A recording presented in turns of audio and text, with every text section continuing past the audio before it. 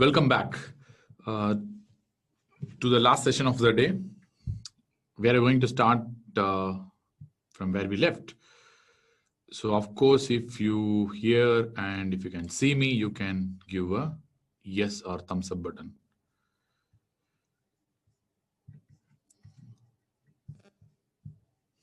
Yes, thank you. So you can hear. Cool. So we are on the way to discover the MCA territory process. So let us finish off that. So if you want to really know what are the branches that we have been discussing for the superior division, because superior division branches becomes really important in this setting. So this branch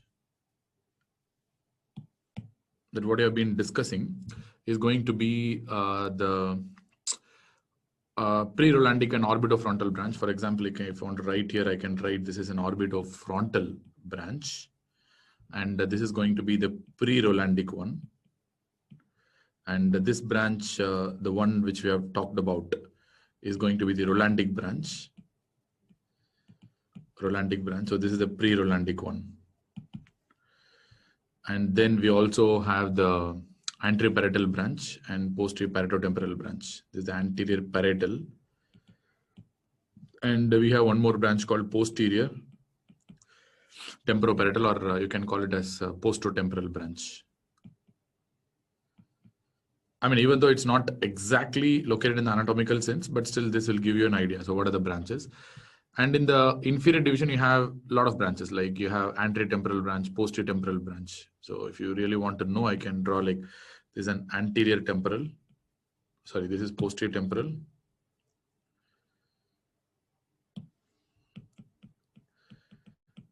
And probably you have an anterior temporal branch as well. So some examples of what are the branches that we have been discussing. Now it's important to look out for the causes. I mean, look out for the effects of the damage of different areas. For example, you know what's going to happen if you're going to get damage to the Broca's area. I mean, since we have been talking about the left side, so that's going to result in something called a Broca's aphasia. You know that. And you know what's going to happen if you have damage to the Wernicke's area. That's going to result in something called a Wernicke's aphasia. And if at all you're going to have a damage to the arcuate fasciculus here, so you're going to result in conduction aphasia. All right, that's understandable. And suppose if you have damage to the angular gyrus, so what are the problems you're going to encounter? So angular gyrus is basically in the parietal lobe. So if you have damage to the angular gyrus, so what are the problems that you will encounter? So it depends on whether you are damaging the left side angular gyrus or the right side angular gyrus. Suppose if you are damaging the left angular gyrus, which means I'm talking about a dominant angular gyrus. So damage to the dominant angular gyrus is going to result in something called the Gerstmann syndrome. We know that. So what are the components of a Gerstmann syndrome? Everyone should be familiar about the components of the Gerstmann syndrome, which I've been studying from the first year, isn't it? In the anatomy and the physiology textbook itself, it's there. Yes, Gerstmann syndrome is basically syndrome of acalculia, then agraphia, where you have difficulty in writing. Acalculia means difficulty in calculation. Then you have left-right confusion. And finally, you have a peculiar type of agnosia where the patient has problems in identifying his or others' fingers. That's called a finger agnosia. So these are the four categories which are, and in this, the finger agnosia is something which is very difficult to explain because even neurologists are not able to explain why that peculiar finding. But nevertheless, Gerstmann syndrome is a tetrad of four findings: acalculia, poor calculation; agraphia, that is poor writing; then left-right confusion; then you have finger agnosia. So when we move on to the dominant hemispheric functions and the non-dominant hemispheric functions, which we have discussed already. Where is that? I think I have rubbed it off. Dominant and the non-dominant hemispheric functions. So now you can also make out the fact that that dominant hemisphere does calculation. We know that. Which lobe of the dominant hemisphere does the calculation? Of course, it's the angular gyrus, which is typically located in the parietal lobe. So which means this writing and calculation function of the dominant hemisphere, if you really want to localize where it is located in the parietal lobe. So that is also proven by this. And apart from that, if you have a right side non-dominant parietal lobal involvement, what are the problems you will get? Typically, you will lose the 3D abilities, so that three-dimensional functions will be lost. The creative skills, that's what the most important thing is. So you will be resulting in something called a constructional apraxia, characteristically. And it can also result in something called a dressing apraxia, which I told you already. So this will be the effects of non-dominant parietal lobe involvement, especially the angular gyrus involvement. Apart from that, as a whole, if I tell you what will happen if you involve the non-dominant parietal lobe, especially the most posterior portions, as a whole I'm talking about now, non-dominant parietal lobe involvement. So I cannot show you with this particular diagram, so I'm writing it separately. So non-dominant parietal lobe involvement, what are the features? Non-dominant parietal lobe involvement. Just hold on.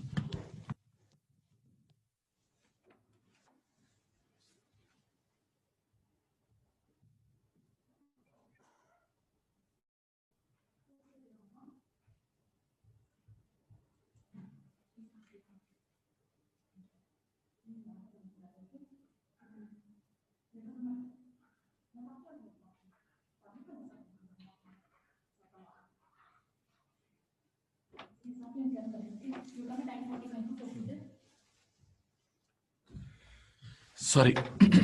So whenever you have a non-dominant parietal lobe involvement, so what are the features that are going to get in a non-dominant parietal lobe involvement?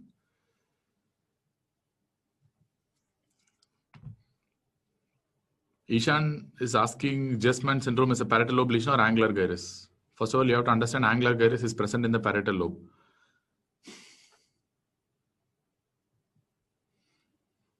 So non-dominant parietal lobe lesion, and what's something you're going to get? Hemifacial neglect.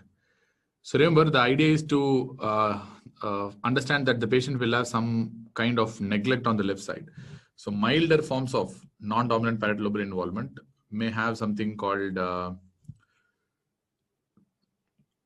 extinction phenomenon.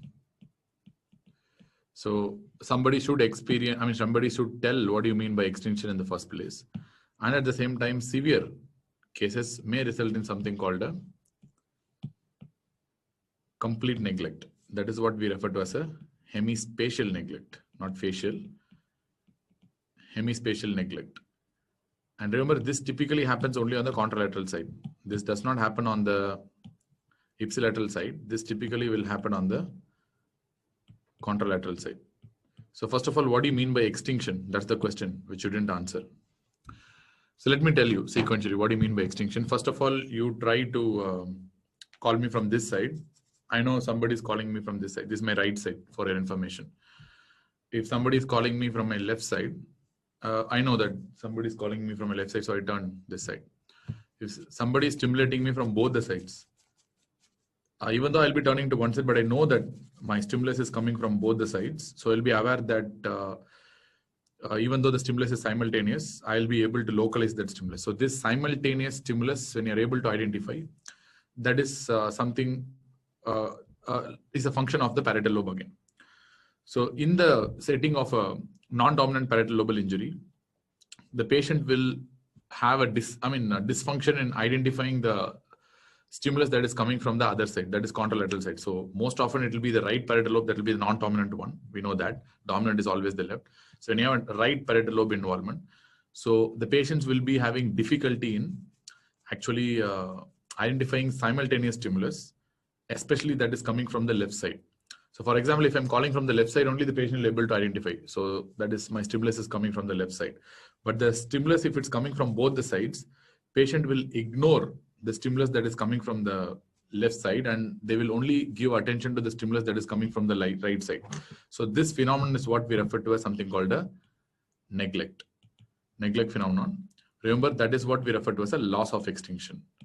So, or a milder forms of extinction. So that is what we refer to as a neglect. So whenever they ask what do you mean by extinction, so which means my inability to identify simultaneous stimulus when it applied on both the sides. So that's what we refer to as something called a loss of extinction, and that can be also called as something called a neglect in a way. But in extreme forms, what we call it as an hemispatial neglect. So what do you mean by hemispatial neglect? Which means the patient tries to ignore whatever that happens on the left side, which means whatever that happens on the contralateral side, he will ignore. In the sense, in extreme forms of parietal lobal involvement, which means in very, very severe cases, the patient may not shave on the left side. He will shave only on the right side. He will ignore on the left side. So when you take a plate, he will eat food only from the right side. He will ignore food on the left side. When you ask them to draw, like the numbers in a circle to make it a clock, so they'll be drawing something like this.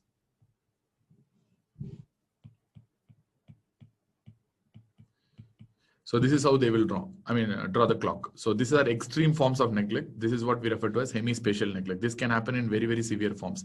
But milder forms of neglect is what we see very commonly in the form of extinction, where the patient will still be able to respond to the stimulus that is given on the left side. But when it is simultaneously applied, he will ignore the stimulus on the left side and persistently he will be looking for the right side stimulus only. This is what we refer to as a contralateral loss of extinction, or otherwise referred to as a contralateral neglect. Hemispatial neglect is an extreme or a severe form of your neglect, that where the patient completely ignores what is happening on the left side of the world. He will be concentrated only on the right side, which means non-dominant parietal lobal lesions will typically result in something called a neglect. So you can extrapolate that in milder forms as well as severe forms. That's the most important thing. Apart from that, the non-dominant parietal lobal involvement, even half side of the clock can't be drawn in neglect. No, you are drawing right. So you are ignoring only on the left side. So which means only one area will be ignored. It is not like you will be ignoring the entire side. So on the right side, you will be doing it better. On the left side only, you will not be able to do it. So this is what we refer to as a contralateral neglect. So this is not going, neglect is not going to happen for the entire spatial dimension. Only on one particular side, you will get the neglect. Why ignored? Because that is considered to be the function of the non-dominant parietal lobe, basically, that 3D identification, spatial orientation, which I have discussed already. And apart from that, conduction and dressing apraxia. What is conduction? I don't know. We are talking about construction apraxia. This is not conduction. Construction apraxia is a feature of a right non-dominant parietal lobal involvement again. Especially if the lesion is in the angular gyrus in the parietal lobe, you are going to get construction apraxia and dressing apraxia. So now we know what is going to happen if your angular gyrus is damaged. On the dominant side, remember angular gyrus is on the parietal lobe. If it's going to be on the dominant side, you're going to get Jesman syndrome. Non-dominant side, you will get more other problems like construction apraxia and dressing apraxia. And non-dominant parietal lobal lesions, apart from getting a neglect, they can also result in something called a anosognosia. What do you mean by anosognosia? What do you mean by anosognosia? Non-dominant parietal lobal lesion.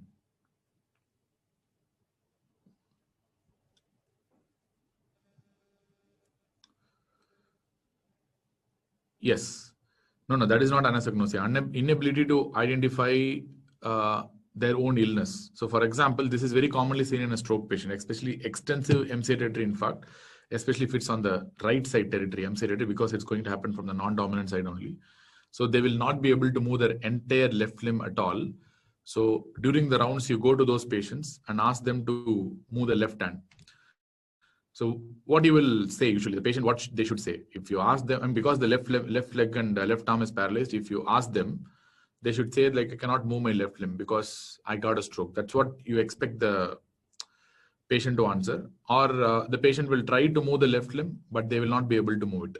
So and they will tell, I cannot move it, sir, I tried. But what these guys will do, anosognosia guys, is they will try to use the right hand and they will try to lift the left hand and show, see, I will be able to move the left hand. So they believe that they are still able to move the left hand, but they're not even aware that they're using the right hand to move the left hand. So this is a peculiar type of sensory mal-identification, in the sense like they will not be able to identify their own deficits. That is what we refer to as anosognosia, which typically happens in the setting of a right parietal lobal involvement, again, non-dominant parietal lobe, a non-dominant hemispherical problem.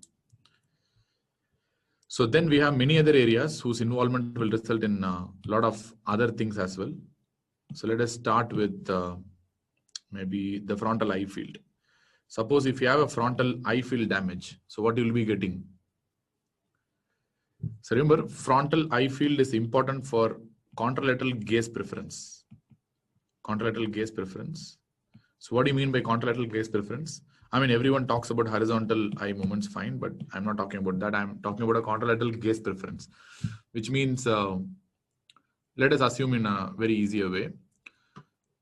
So suppose I'm walking in the road, and when I'm seeing some good stimulus coming from my right side, so which means maybe some hot girl is moving in front of me on the right side.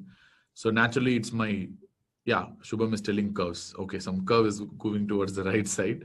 So let us use that word itself. So I want to see on the right side. But it's my natural intensity, you know, it's my natural tendency to see that side because my hormones are stimulating me. So I saw on the right side, but suddenly after that, I started realizing that it is my ex-girlfriend. So what I will do, I'm going to turn towards that side. Okay, that's what is going to happen because I don't want any more complications in my life. Already it's complicated enough. So I don't want that.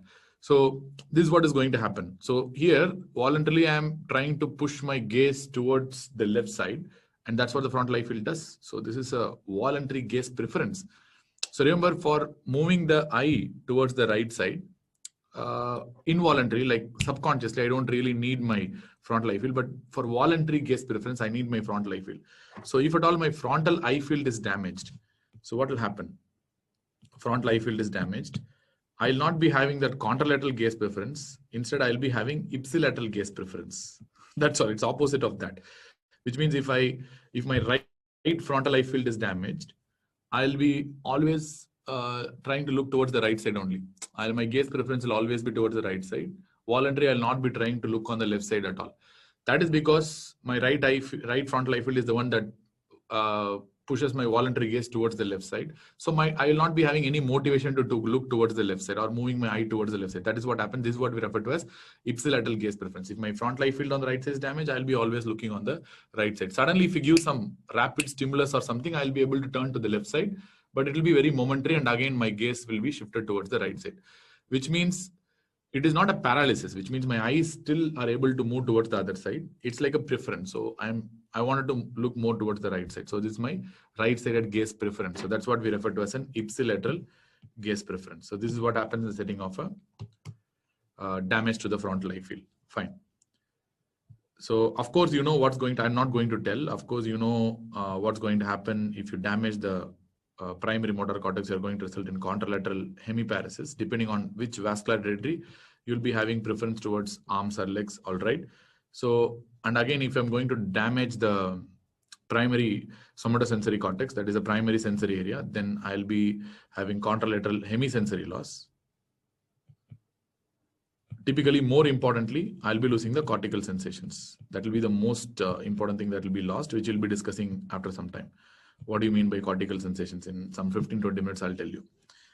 And apart from that, if my premotor cortex is damaged, so what will be the result of premotor cortex? There is a type of apraxia called as limb kinetic apraxia. I'll tell you the difference between each and every apraxia in some time. That's called a limb kinetic apraxia. That's what you will get if you have damage in the premotor cortex. Again, partly it is in the ACA territory and partly it is in the middle cerebral artery territory. Remember, if you specifically get problem in the anterocerebral artery territory, suppose if you specifically get this premotor cortex damage within the anterocerebral artery territory, you will result in a particular type of apraxia called as gait apraxia. And that's why I told you, I mean, anything that is concerned with the legs is going to be anterocerebral artery territory, in fact. So gait apraxia is specific for ACA territory. In fact, even though it can happen in many other conditions like normal pressure hydrocephalus and even frontotemporal dementias, but as far as stroke is concerned, the most important reason for gait apraxia is ACA territory, in fact, because this area that is supplied by the premotor cortex that is supplied by the ACA territory is involved with the leg coordination. So that's why you get gait apraxia. Otherwise, MCA territory, in fact, typically will result in some diffuse type of apraxia called as limb kinetic apraxia. Then what else is there?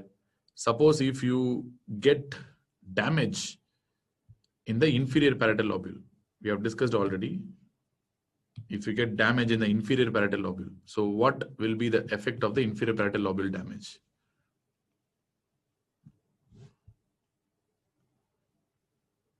sensory cortex damage, I told you only hemisensory loss, right? I didn't tell you hemiparesis.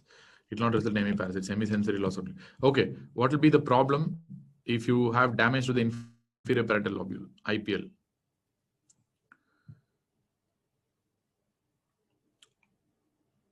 No, really. Yes, typically you will result in something called a ideomotor apraxia. That's what you will result. You will result in something called a ideomotor apraxia. I'll tell you what is ideomotor apraxia in some time. Similarly, you will get, suppose if you are going to damage the superior parietal lobule, you will be resulting in some specific problem that is called as balance syndrome. I'll tell you what is balance syndrome, because this superior parietal lobule is located in the watershed territory, basically. If you see, it is located in the watershed territory between the PCA, posterior cerebral artery, and the middle cerebral artery. So basically, it's going to result in some form of a watershed. In fact, either you will get a balance syndrome complete component, or some of the few components of the balance syndrome you will be getting. I'll tell you what are the components of balance syndrome in some time. So that is the problem you will get because of the damage to the superior parietal lobule. Balance syndrome, BALINT, balance. So that is the problem that you're going to get because of damage to the superior parietal lobule. Of course, fine. So you got balance syndrome. We have discussed all these things. Then what else we have not discussed? Yes. And in the temporoparietal junction, we have another area, non-specific temporoparietal region. So for example, you have an area called this junction between the temporoparietal region. This area doesn't have much any name. And for example, if you have damage to this temporoparietal region or parietotemporal junction in the posterior side, you're going to result in a type of apraxia called as ideational apraxia. Ideational apraxia. Clear? So Rijo is asking ipsilateral and special lesions produce, ipsilateral, what are you asking? IPL and SP lesions produce contralateral effects. No. All these are dominant hemispherical lesions. That's why I'm telling here. Except the frontal eye field, which you have discussed, most of the things what I have told you are dominant hemispherical lesions. For example, this limb kinetic apraxia, typically you will get when you have problems on the left side. And balance syndrome, typically you will get when you have problems on the left side. And ideomotor apraxia, ideational apraxia, all these things you're going to get typically when you have problems on the left side, not on the right side.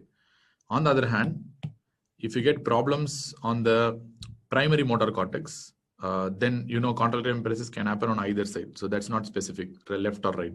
Similarly, hemisensory loss can happen on the right side or left side, doesn't matter. Similarly, this contralateral gaze, ipsilateral gaze preference can happen either on the left side or right side, doesn't matter. We have not talked about any right side lesions till now. But one specific thing that can happen on the right side. So if anyone wants to tell, they can tell. So usually I wanted to locate the lesion at this point. This point may be in the inferior aspect of the temporal lobe. So, this is a very vague area. I don't want to really tell because it cannot be seen on the lateral surface. Just for understanding purpose, I'm putting some area on the inferior aspect of the temporal lobe. If you have problem in that area, that's not insula. Insular cortex is on the frontal lobe. When you remove the, between the frontal and the temporal lobe, you will see the insular cortex inside. That is, insula is different. No, this area is the inferior part of the temporal lobe. And this is concerned with something called a non-verbal memory. That's concerned with non-verbal memory. The moment I tell non-verbal memory means that should be on the right side. So which means I'm going to talk about a right-sided lesion, non-verbal memory. And the damage to this particular area that is present on the inferior part of the temporal lobe can result in loss of non-verbal memory, especially, yes, problem in identifying faces. So what is that called as? That's called as prosopagnosia. Prosopagnosia, right? So that is inability to identify faces. When this is an extreme form. Sometimes they'll not be able to identify even their own wife by seeing a photo, but they can be able to identify by hearing their voice. They will be able to identify probably by touching them and seeing. So this is an extreme form of facial mal-identification. So only for faces they will not have a proper identification. So that is what we refer to as a prosopagnosia. That happens usually due to damage to some inferior portion of the temporal lobe. And you can clearly see which territory that is located in. That's a PCA territory or MCA territory or ACA territory, where it is located in. You'll be able to answer. till now, everything we have seen in the MCA are probably some things in the ACA territory only, but of course, this happens due to PCA territory infarcts. And of course, we know because this is a form of non-verbal memory, that's going to be due to the right PCA territory infarct, not the left PCA territory infarct. Till now, so many things we have seen for the left: Jesman syndrome, ideomotor apraxia, ideational apraxia. So I've seen a lot of stuff. Yes, it's near the fusiform gyrus only, but location is not important. The term is very important: prosopagnosia. Clear? So that's a form of poor identification of face. Clear? So you have so many things which you have drawn here. So let us recap whatever we have studied. Prefrontal cortex, antisocial behavior, anterior cerebral artery.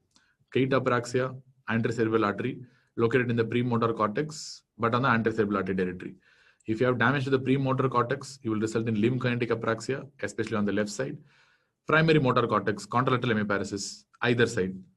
Primary sensory cortex, you have contralateral hemisensory loss, either side, predominantly the cortical sensations. And Broca's area, damage, left side, Broca's aphasia, middle cerebral artery territory, superior division. Then you have Wernicke's area, left side, Wernicke's aphasia is the result of damage, and it's located in the middle cerebral artery territory only, but inferior division. Angular gyrus, once again middle cerebral artery territory. Lesions on the left side, you will result in Jesman syndrome. We have seen already lesions on the right side, probably constructional apraxia, and you will result in dressing apraxia. But overall, when you take a non-dominant parietal lobar lesion, apart from the constructional apraxia and the dressing apraxia you can result in the form of loss of extinction I told you. That is what we refer to as neglect, which can be a very severe form called as complete hemispatial neglect as well. And apart from that, it can result in anosognosia, where the patient will be unaware of their own deficits, which I mentioned already. And in the dominant lobe, you have superior parietal lobule involvement, which will typically result in balance syndrome, maybe the entire syndrome or some of its components. Or you can result in something called ideomotor apraxia if you result in damage to the inferior parietal lobule. Then you have parieto-temporal junction in the especially in the MCA territory only again. So damage to that area may result in development of something called ideational apraxia. Gate apraxia is also usually on the dominant side lesion only. Both sides usually will not cause. Dominant side usually causes gate apraxia again. Most of the things will be on the dominant side only. So ideational apraxia. So that is because of the damage to the parieto-temporal junction in the posterior aspect. That's all. And we have prosopagnosia. We discussed about prosopagnosia, which is due to damage to the inferior part of the temporal lobe near the fusiform gyrus, and it is due to right PCA territory infarction, which we have discussed already. So now we have different kinds of apraxia, which has to be differentiated. For example, we have something called ideational apraxia. We have discussed that is due to damage to that parieto-temporal junction, MCA territory again. We have ideomotor apraxia, which is due to the damage of the inferior parietal lobule. Even though there are substantial differences, this is the common thing that every standard textbook gives. Then we have limb kinetic apraxia. Then we have the Jesman syndrome. So these are the 4 new terminologies that we have encountered in this particular session. So let us discuss one by one. So first of all, not Jesman, sorry, balance syndrome. Jesman we have discussed already, balance syndrome. So let's finish off the balance syndrome first. Balance syndrome is basically a triad of 3 components. One is called optic ataxia. Second one is called oculomotor apraxia. And third is something called as simultagnosia. So usually balance syndrome will happen due to watershed infarctions. What watershed I told you? At the PCA, MCA watershed territory. So that is where you get the balance syndrome basically. So what is the watershed area basically? If you take 2 regions, so this watershed area is the area that is supplied commonly by both the arteries. For example, we take this is the MCA and this is the PCA. The supply will be like this, coming like this and going into like this, deeper. So which means whenever one particular artery is infarcted, for example, PCA or MCA is damaged, you will be resulting in escape of this watershed area, because this other areas may be affected, but watershed area will escape because of the bilateral supply that it is receiving. But where this watershed area will go for infarct is because this is the most distal area to both the arterial supply. So which means whenever you have a severe hypoperfusion states, like severe shock, especially in the setting of cardiac arrest, that is the place where your watershed areas will go for infarction. If it's unfortunate, they can go for infarction, especially in shock and cardiac arrest kind of scenario, because they are the most distal areas, because they are located in the overlapping areas. So that's why you might get watershed infarcts in the setting of shock and cardiac arrest, which can result in something called a balance syndrome if the watershed infarcts happens in the MCA-PCA overlap region. So let us assess the components now one by one. So one is optic ataxia. What do you mean by optic ataxia? This is not due to cerebellar problem, please understand. If you examine the other components of cerebellum, it will be completely normal. But for example, if you take this pencil and keep it over here, and if you ask the patient to touch this pen or pencil, whatever, so what they do is they will be hovering around this area, so they'll not be able to touch at all. So spatial identification will be very poor. So this is what we refer to as something called a optic ataxia in the first place, very characteristic, peculiar, and other components of cerebellar involvement will not be there. Everything else will be normal. Only for vision, and that too, this kind of spatial identification, there will be some problem. So this is optic ataxia. And second, we have something called oculomotor apraxia. You know what do you mean by apraxia? Failure in executing something. So the motor movements is not able to be executed properly. That is apraxia. Oculomotor in the sense it's considering the eyes. So their eye movements will be incoordinated in the sense like they'll be trying to move their eyes, but they will feel a lot of difficulty in seeing something or fixing a gaze on something. So this is what we refer to as oculomotor apraxia. Then we have something called a optic ataxia. No, what you see there is completely different. I'll know what you're asking right now. That's not the cerebellar problem. This kind of optic ataxia is completely different. And you have something called as simultagnosia. So if you want to know the spelling, what I have written, that is simultagnosia. So you know that name tells it's agnosia, then the previous words tell it's simult. So what do you mean by simultagnosia? For example, if you ask these patients to identify, I'm missing the forest trees. No, not like that. So if you ask these patients to identify what is this, if you show this and ask them, they will tell, okay, this is a pen, this is a pencil. If you ask them what is this, they'll be easily able to tell this is a cell phone, obviously. But if I show both these together, what is this and what is that, they'll not be able to identify. So inability to identify simultaneously shown objects to them is what we refer to as simultagnosia. Again, it's a problem of identification. They cannot identify when the objects are given simultaneously to them. So this is a peculiar type of agnosia again, and this completes the triad of balance syndrome basically. And most of the times in watershed infarcts, you may not be able to see the full component of balance syndrome, but many of these individuals tend to have only this optic ataxia as a major manifestation. And then coming on to the other forms of apraxia, ideational apraxia. We know it's due to problem in the MCA territory only in the dominant zone in the parieto-temporal junction. So that's where the ideational apraxia area is located. So as far as ideational apraxia is concerned, it's also referred to as something called a conceptual apraxia. Conceptual apraxia. So what do you mean by that? So which means the patient will lose the ability to understand what are the importance of objects. So simple way, if you want to tell, they may not be able to understand that this pen is to write.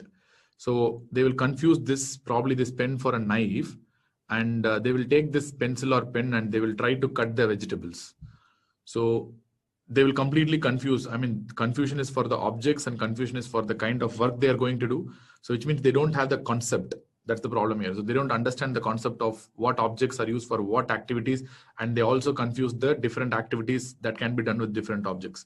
So basically, this is what we refer to as a conceptual apraxia or ideational apraxia, and this results in serious disability in day-to-day life, which means they will not be able to perform a lot of activities if they have this kind of disability.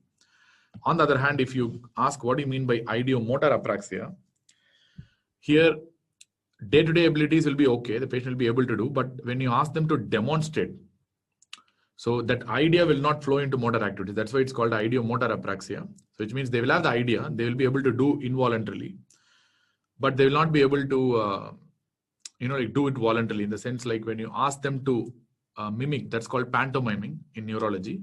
So for example, I don't have anything in my hand, but you ask me how to, for example, use a scissor. What I will tell like I'll take the scissor and I'll be doing like this. So this is how I use a scissor. For example, how will you hit an object with a hammer? I mean, demonstrate it. We'll tell like this. So this is what we refer to as pantomiming, and this is imitation. So this kind of things is very difficult in ideomotor apraxia, which means they cannot take the idea that is already there into a motor flow. So this is ideomotor apraxia, but it will not result in serious disability, because day-to-day activities, when they do involuntarily, I mean, as a routine basis, that's fine. They'll be able to do it, but they cannot pantomime. That's the most important thing. Pantomiming will be completely defective, will be lost. In the sense, like they will not be able to mimic it, and they will do it in their routine examination. So that is what we refer to as a ideomotor apraxia. And you have a limb kinetic apraxia. And the most important difference with that of the ideomotor is because many people think like ideomotor and limb kinetic are almost the same, because both are happening in completely different areas, but there is a lot of difference between them. Here also there will be problem in doing things, and the almost same thing like ideomotor apraxia, but that voluntary autonomic dissociation will not be there. So where in ideomotor apraxia, you're actually seeing something called a voluntary autonomic dissociation. But whereas in limb kinetic apraxia, there is no voluntary autonomic dissociation, whether you ask them to do voluntarily or whether even in day-to-day life, whether they want to do something involuntarily, there will be serious difficulty. Once again, all the day-to-day activities will be affected in this also. So this is limb kinetic apraxia, and they will see serious difficulties in performing tasks. It's not related to motor power, of course. This is something completely different. So in ideational, the concept of objects itself is lost.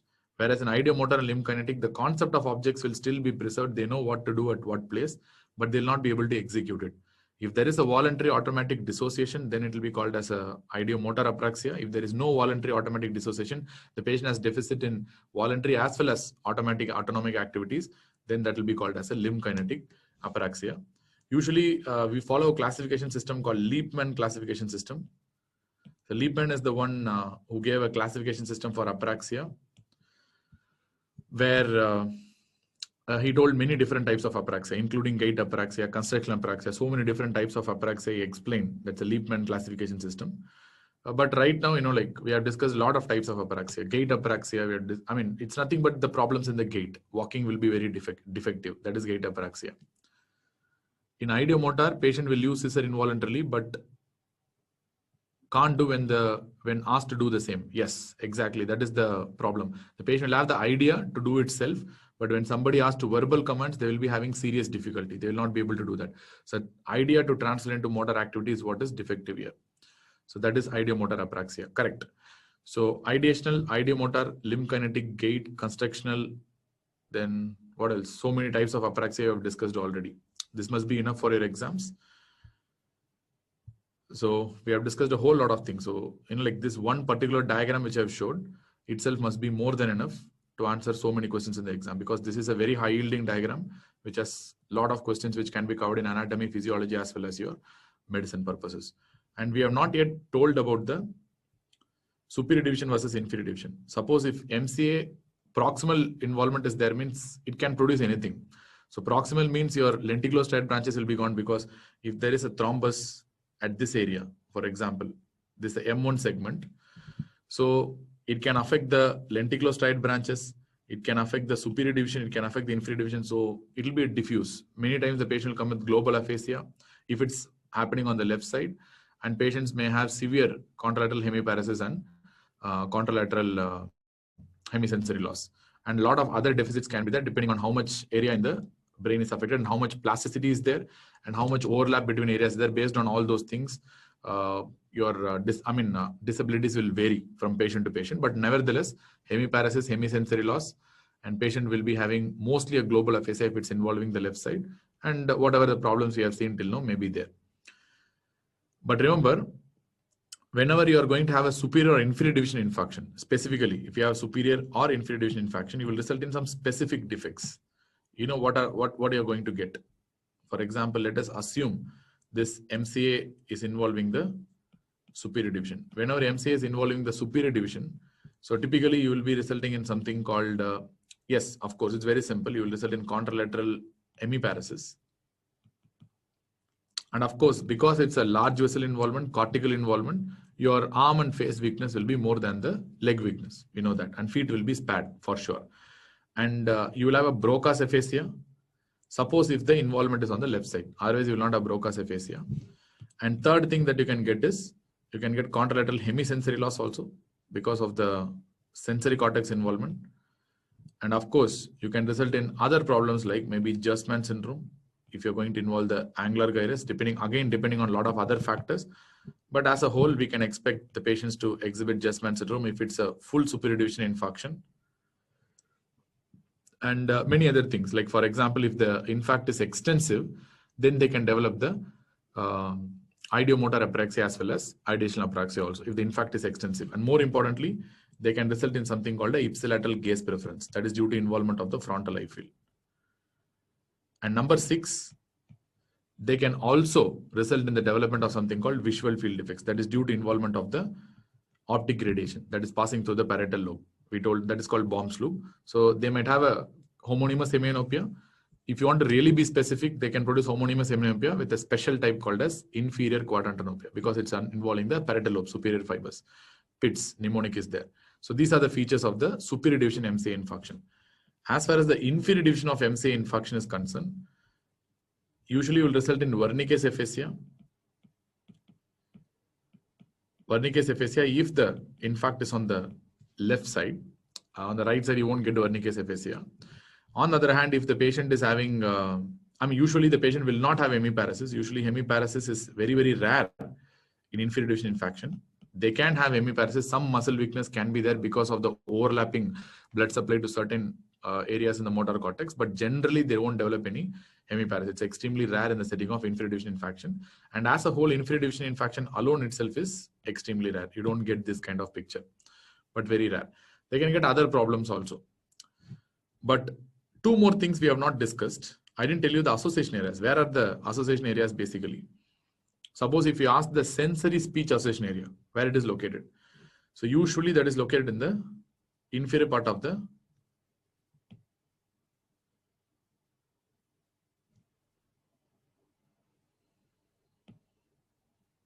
temporal lobe.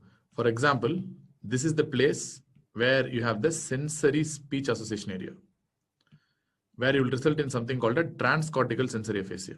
We know that. I told you already. If you take the previous aphasia table and see, I have told that this sensory speech association area, transcortical sensory aphasia, is basically located posterior and inferior to the Wernicke's area, where it is supplied basically by the PCA or probably by the watershed area between MCA and PCA. And you can clearly see where the association area is basically located. And if we take the motor speech association area, it will be located in the antero-superior region. So I can draw here somewhere. So this is going to be the motor speech association area. So where it is basically located in the antero-superior region to the Broca. So anterior and superior. So correct, isn't it? So that's why I told you. So typically this motor speech association area causing transcortical motor aphasia is located in the ACA territory. That's why we studied here. So this motor speech association area is located anterior and superior to the Broca's area. That's going to be the site of infarct, which is basically supplied by anterocerebral artery. So I think in this one diagram, I compressed as much as possible so to understand things much better. So I think this must be enough. So for your exams, most of the questions will be revolving around this particular diagram only. So revise this diagram carefully and go when you're going for exams. Of course, you know, whenever I have a small vessel stroke like lenticulostriate involvement alone, any lenticulostriate involvement for that matters, will be having dense hemiparesis and they'll not be having any cortical symptoms and signs, which means that arm and face business will not be there. Everything will be equal most of the times. And of course, the most important thing is the no cortical symptoms and signs. We have seen so many cortical symptoms and signs. All this Balint syndrome, anosognosia, prosopagnosia, then ideomotor apraxia. The word you tell apraxia means all these are cortical symptoms. And none of these things will be there in small vessel strokes, especially when you're going to involve internal capsule stroke. It's not going to be happening anyways. So that's how you're going to answer in exam. Whenever they ask you, how will you tell it's an internal capsule stroke or a lenticulostriate stroke or a small vessel stroke or a subcortical stroke or a lacunar stroke, the most important point is there is no cortical symptoms and signs. And the infarcts are likely to be showing a dense semiparesis where you don't have any difference between arm, face and leg weakness. And I think that should settle the debate for anterior circulation stroke. And now it is important to see the blood supply of the internal capsule. Do you understand till now whatever I told? I tried to make it as simple as possible.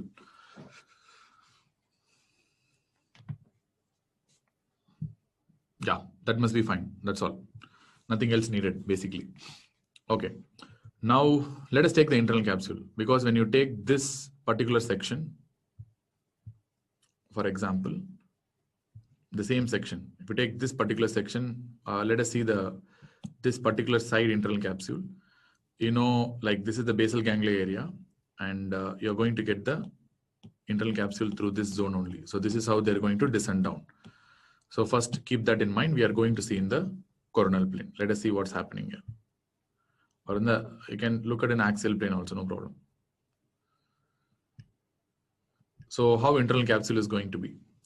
First of all, let me conceptualize the internal capsule first. So for example, let me take primary motor cortex. This entire thing is the primary motor cortex. Because I'm drawing in this coronal plane, now I'm taking the primary motor cortex that is running here. So that is how you are going to conceptualize. So my entire primary motor cortex will be appearing like a strip, like an entire section. So if I cut in this zone, clear? So it means a primary, full of primary motor cortex. And of course, these cells are what we call as something called as bed cells, BETZ cells. I'm telling only about the corticospinal tract. This is not coronal, this is not sagittal. We are talking about a coronal plane. Sagittal is this section, isn't it? This is basically sagittal. When you see from this plane, you will be seeing only, like a part. So we're talking about a coronal plane. So we see the entire strip of cortex like this. So anyways, nevertheless, the concept is more important. So what's going to happen is these are the element neurons. These bed cells are called as element cell body. UMN cell bodies. That is upper motor neuron cell bodies. Then you have all these fibers are going to unite together. You can see. And they're going to be coming through a dense fibers, condensed in a dense area. And this condensed and densely packed fibers is what we refer to as an internal capsule here.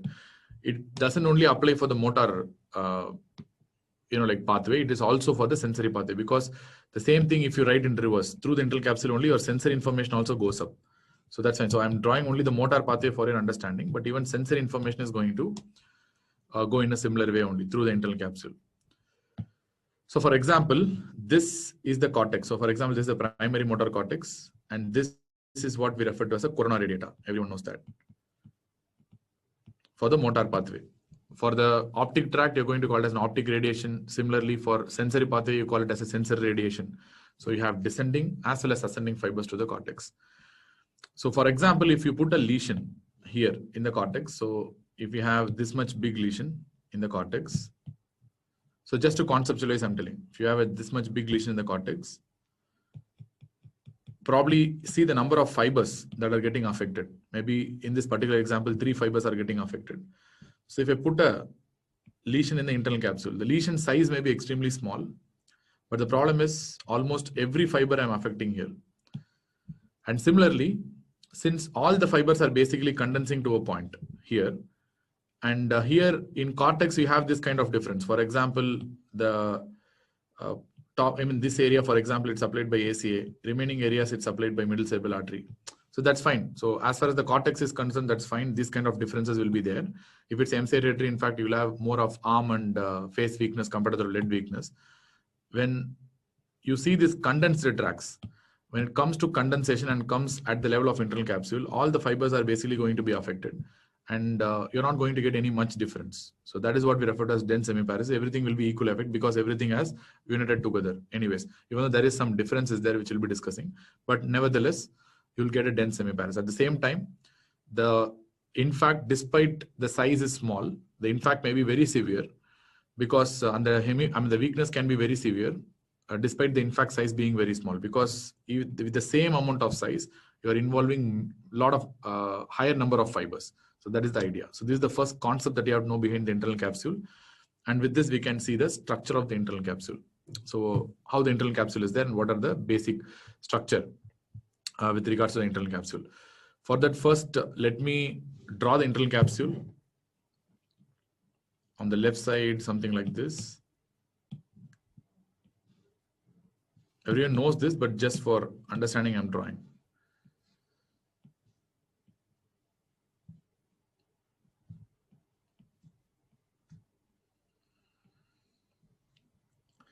I'm purposely not drawing the sublentiform and the retrolentiform part. Superior parietal lobular and sensory speech association area are both watershed PCA, MCA. Yes, of course, they're located in the, either you can tell it as PCA or you can tell watershed area of PCA and MCA. That's where it is located, correct only. So you have the anterior limb. So let us assume this is the anterior limb of the internal capsule. Then you have the posterior limb of the internal capsule.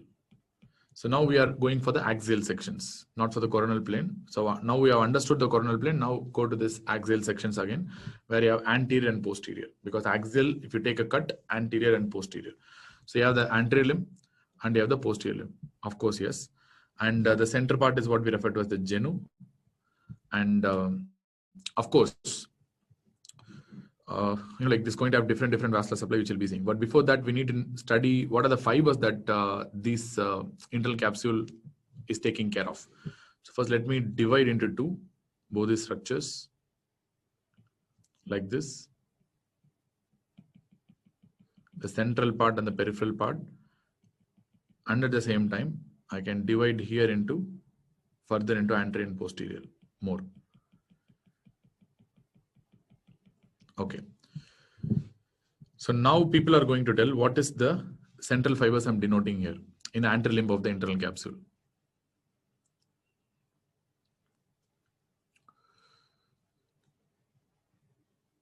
So what I have drawn in black, they are actually thalamic radiations. They are going to the thalamus. They are ascending fibers. What I have drawn in black here. What are the ascending fibers? Because internal capsule contains both ascending as well as descending fibers. Both will be going through the internal capsule only. So ascending fibers, in the sense, this is going to be something called an anterior thalamic radiation. Anterior thalamic radiation. I'll tell you what does that mean really. But that's not really important. But more important is these fibers, which are present on either side of the anterior thalamic radiation. What are these fibers? These are basically descending fibers, which means internal capsule has both ascending and descending fibers. So what about these descending fibers?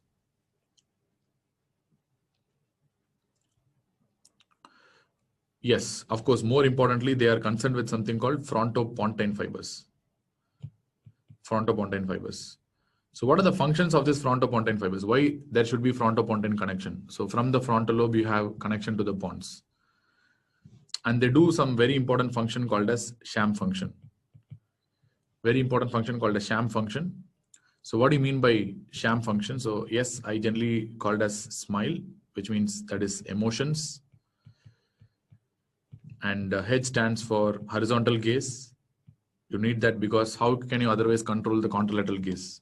So frontal lobe, I told frontal eye field is actually controlling the contralateral gaze. So these are the fibers that are coming from the frontal eye field, which goes to the pons and controls the cranial nerves to move the eyes towards particular side. And A stands for accommodation. And M stands for micturition. Clear? So which means these are the fibers that are coming from the paracentral lobule. So they are going to control the diffusion and micturition principle. So these are the sham functions basically that you have to know. Okay. First of all, let us understand why you need these fibers in the first place. So for example, if you have a frontal cortex and these fibers are coming and basically synapsing in the pons. In the pons, you have this famous 5, 6, 7, 8 cranial nerves. In that 6 and 7 are very, very important for two things. 7 is important for emotions and 6 is important for the lateral gaze. We know that. So that's why that contralateral gaze is there. So anyways, let us assume only 7th cranial nerve. 7th nucleus is there. So remember, this seventh cranial nucleus is not only influenced by the frontal lobe, it's also influenced by multiple other areas. For example, it is connected with the limbic system. It is connected with the primary motor cortex, which is a completely different area. I mean, we are talking about probably prefrontal cortex here. So I can write a PFC here. Prefrontal cortex, that's where your majority of the sham fibers will be coming from. So primary motor cortex is there, limbic system is there. So let us understand in a way like where maybe your HOD is scolding you. Fine. So your limbic system is telling the primary motor cortex to cry and to stimulate the facial nerve to activate muscles of crying probably. But at the same time, your prefrontal cortex understands that crying is very, very inappropriate at this point. So the, the stimulation that is coming from the motor system will be bypassed, and this prefrontal cortex fibers, they are going to override the facial nerve and they're going to prevent you from crying because you think that crying is inappropriate at that point of time because many other students are there around you. Maybe.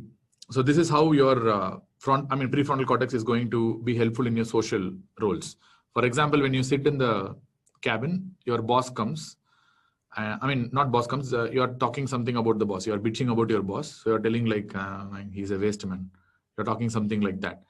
Suddenly, when the boss comes inside, what do? Suddenly, sir, good morning, sir. So how all these things happens? Because you have to override all these things because your social responsibility is there because this is needed. You can call it as this is acting, but still these are social responsibilities. Nobody can be just like what they want all the time. They have to manipulate their actions and they have to change their responsibilities at some point of time. So for that only you need this sham fibers, and that's where your prefrontal cortex comes into play. So that's why I told you smile, emotions, controlling emotions and changing emotions into different perspectives. So that is prefrontal cortex function. So these fibers will be coming from the prefrontal cortex, overriding functions where it will be manipulating the facial nerves action, and horizontal gaze. As I told you previously, from frontal eye field, it can manipulate your gaze by looking at something which you really want to look and you don't want to look. And the micturition can be controlled by paracentral lobule fibers, and of course accommodation fibers are also coming from the frontal cortex only. So these are the sham functions that are done by the frontopontine fibers. And of course you have this genu. Genu is mostly concerned with the corticobulbar fibers. Corticobulbar fibers, or I can call it as fibers that are supplying the facial nerve. So these are basically coming from the primary motor cortex only. So, but these are the descending fibers that are controlling the cranial nerves. These are called as corticobulbar fibers. And coming posteriorly, in the posterior limb of the internal capsule, these fibers which I have drawn in blue are the corticospinal fibers. These are the fibers that form the corticospinal tract. These are the corticospinal fibers, which are also coming from the primary motor cortex only. Clear? These are the ones that are going to form the future pyramidal tract. By passing through the crux cerebri, and they're going to form the pyramidal tract, and they're going to go into the spinal cord as corticospinal tract. And if you see the distribution, how they're distributed, for example, usually the arm will be located a little more anteriorly, then the trunk will be located little posteriorly, and the limb will be the most posterior. The lower legs. L means legs here, not the limbs. So arm little anterior, trunk in between, and leg fibers will be arranged a little posteriorly. So this is how the arrangement of the corticospinal tract within the internal capsule. Even though, remember, when you get an internal capsule stroke, you should not think about all these things. You are going to get a dense hemiparesis only. And what about these posterior fibers? A little more posterior fibers we are talking about. These must be basically ascending fibers, isn't it? This corticobulbar and corticospinal tract are basically descending fibers. We know that. And what are these fibers? These are basically ascending fibers. It should go up. Whatever I drawn in black are basically ascending fibers here. So what are these fibers? What are these ascending fibers? Going to the posterior limb of the internal capsule. No, retrolentiform we are not talking about. Posterior limb of the internal capsule.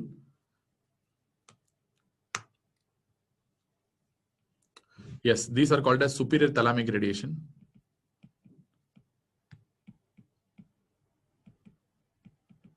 superior thalamic radiation, and this is a gateway for sensory pathway.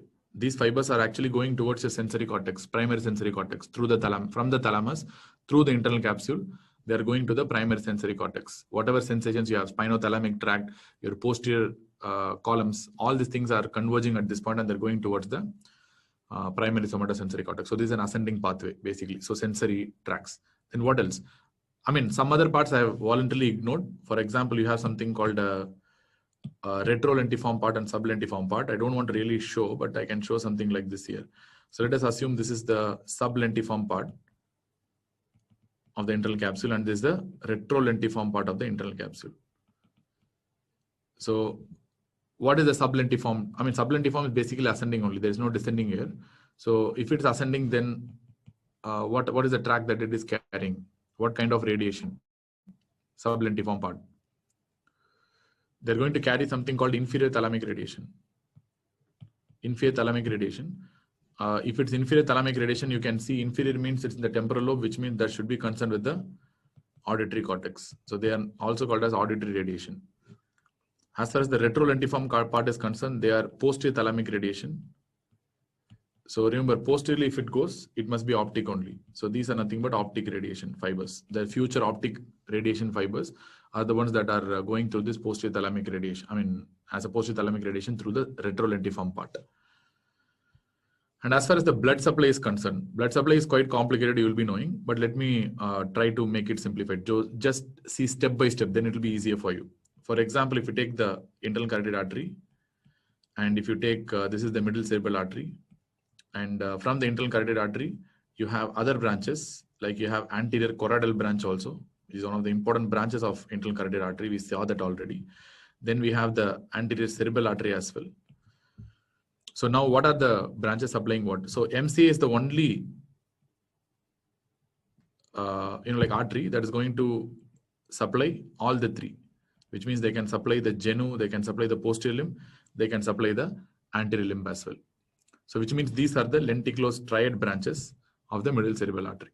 Clear? So they are small vessels. They are supplying the entire internal capsule, anterior limb, genu, posterior limb, everything can be supplied except for the sublentiform, the retrolentiform. Even they can have penetrating branches to the sublentiform as well as the retrolentiform part also. So as far as ACA is concerned, you have the recurrent artery of Hubner. That's a very important one. And that's going to supply the predominantly anterior limb. To small extent, they can supply the genu of the internal capsule also. But predominantly they will be supplying the anterior limb only. This recurrent artery of Hubner that is coming from the anterior cerebral artery. As far as the anterior choroidal artery is concerned, they will be predominantly concerned with supply to the posterior limb of the internal capsule. Predominantly, this anterior choroidal artery will be predominantly concerned with the supply of the posterior limb of the internal capsule. And at the same time, internal carotid artery can directly give lenticulous triad branches, which can supply the genu. And this anterior choroidal artery to small extent can supply the genu also. Which means what you're understanding here is genu is the only area that is supplied by everything. It is supplied by direct branches of internal carotid artery. It is supplied by anterior choroidal artery. It is supplied by middle cerebral artery. It is supplied by anterior cerebral artery also. Fine. Even though this diagram may look confusing, now if you follow step by step, it will be much easier. Then as far as the, you are going to get the posterior cerebral artery here, because here is the internal carotid artery, and here you are going to get the, let us assume it's the basilar artery. Basilar. This basilar artery is going to give rise to posterior cerebral artery. We know that on either side, you have posterior cerebral artery from the basilar artery. So this posterior cerebral artery can also supply small portions of the posterior limb of the internal capsule, but predominantly their supply will be to the retrolentiform part. You can again see which is concerned basically with the optic radiation. So they can supply the retrolentiform part of the internal capsule as well, but predominantly retrolentiform part only, but some posterior limb can be supplied by the posterior cerebral artery as well. Clear? Sublentiform part, again, it's confusing. Majority of the arteries will give multiple lenticulous triad branches, and they can form divisions to the sublentiform segment also, but that is not important. These are the important things that you have to understand. Yes, I mean, because there are so many branches are there. If you really see the 3D anatomy of the lenticulous triad branches, it will be like a grassroot that is coming out. in that particular area. So which means it's really difficult for any book to tell that this is going to be the correct blood supply. So it's not possible to tell for any book to have a correct blood supply. That's correct.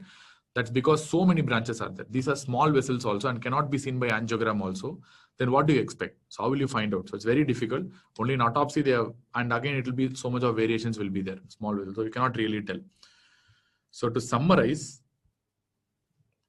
you can tell middle cerebral artery, anterior cerebral artery, internal carotid artery, posterior cerebral artery, and maybe I can write anterior choroidal artery and internal carotid artery. So I can write 4 proper areas of the internal capsule. Number 1 is the anterior limb of the internal capsule. Next is the genu of the internal capsule. Then we have the posterior limb of the internal capsule. Then you have the retrolentiform part of the internal capsule. Remember, we know genu is something that is supplied by all the branches except for the posterior cerebral artery. Genu is going to be supplied by everything.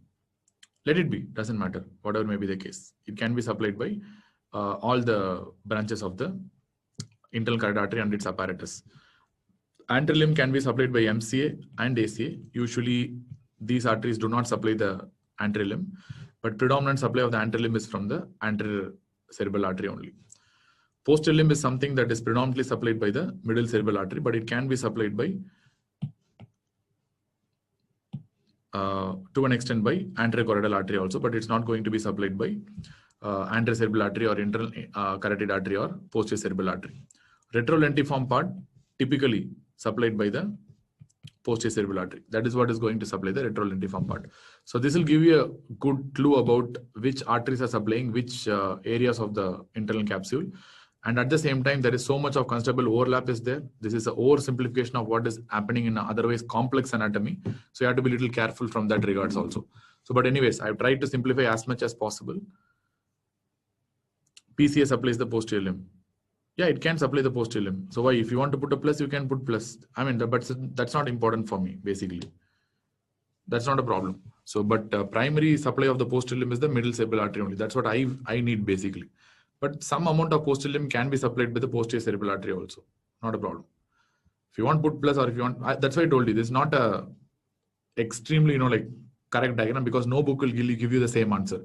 Each and every book will have different answers depending on their particular type of data that they have collected. Anyways, so this diagram will look extremely complex by the time you look now, but if you have followed that from the beginning, it would have been much easier. So I think this is how the internal capsule is going to be getting supply from the lenticulostriate branches. I think that marks the completion of our anterior circulation stroke. I think that must be enough. So for anterior circulation stroke, do you understand? So all the entire anterior circulation and anterior circulation stroke, whatever is important, I've told you, whatever areas that are important. Other things, I don't know whether they will ask or not. These are the most important things. Okay, cool. So final take home point, MCA, if you have superior division infarct, you will get a Broca's aphasia. If you have inferior division infarct, you will get a Wernicke's aphasia. If you have lenticulostriate infarct, you will get no aphasia. That's all. This is the final take home point. If you forget everything, at least remember these 3 points. And as far as ACA territory is concerned, if you have a cortical infarct, your leg weakness and anything related to leg, incontinence, and the disinhibitory behavior. So that's going to be the most important. ICA, the one word that is important is the blindness. That's all. Nothing else is important there. Then let us move on to the posterior circulation stroke now.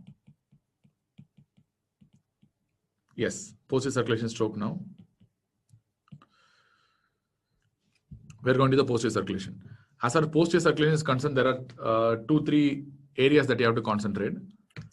First is the blood supply. Then how you unite with the brainstem, and how finally you will understand each and everything based on a very simple logic. That the posterior circulation stroke is, as far as the posterior circulation stroke is concerned. So first, let me draw 3 boxes. That's what I do generally. Let me take a little bit of time and let me draw in the bottom. So these 3 boxes are always going to be the brainstem structures. One is going to be the Probably I can talk about the medulla to start with. And you have the pons, and then we are going to have the midbrain.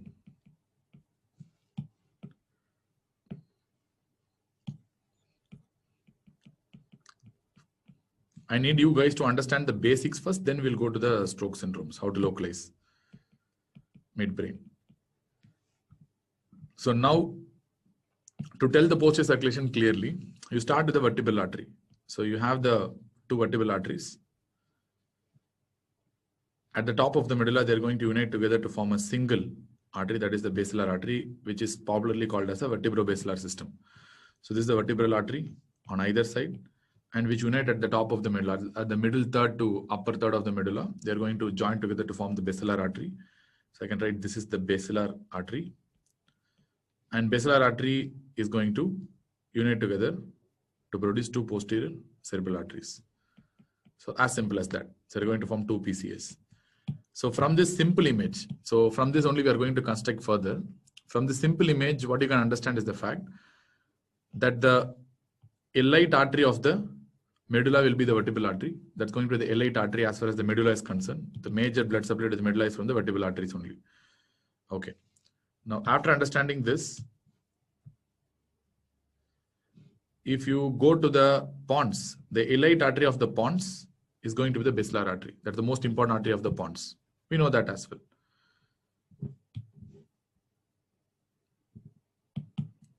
Then when you go to the midbrain, the most important artery of the midbrain is going to be the posterior cerebral artery. And that's all. So three arteries. From this simple image, what you can construct is the most important artery of the medulla is the vertebral artery, most important artery of the pons is the basilar artery, most important artery of the midbrain is the posterior cerebral artery. Now let us draw the minor arteries. Let me write the minor arteries in dotted lines. So these are the anterior arteries, so I should not draw here. That's a big blunder basically. So the anterior artery will be at the lower end of the medulla. So two anterior arteries unite together to form a single anterior artery. All right. And then in the medulla, you have a very important branch of the vertebral artery. These are called as posterior inferior cerebral artery. That is called as pica. That will be supplying the lateral aspect of the medulla. And of course, pons, basilar artery will provide a lot of perforating branches like this that supply the medial aspect of the pons.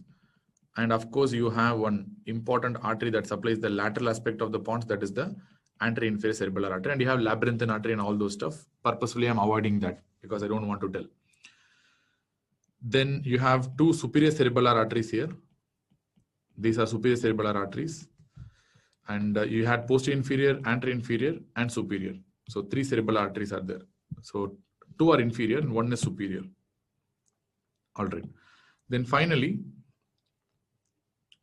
this posterior cerebral artery is going to have a communication with the anterior circulation. So this is a major communication with that of the anterior system. We know that. So through the internal carotid artery. These posterior communicating arteries are basically thought to be originating from the internal carotid artery, and they form the major communication of the anterior system with the posterior system. So this is the posterior communicating artery.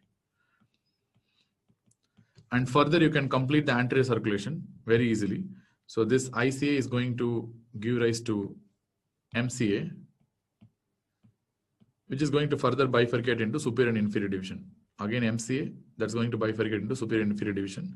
And you have ACA, anterior cerebral artery. And of course, they are connected together by the anterior communicating artery. And you have anterior choroidal artery, and you have many lenticulostriate branches. From here, if you want to draw, you can draw the lenticulostriate branches also. And this is the recurrent artery of Hübner.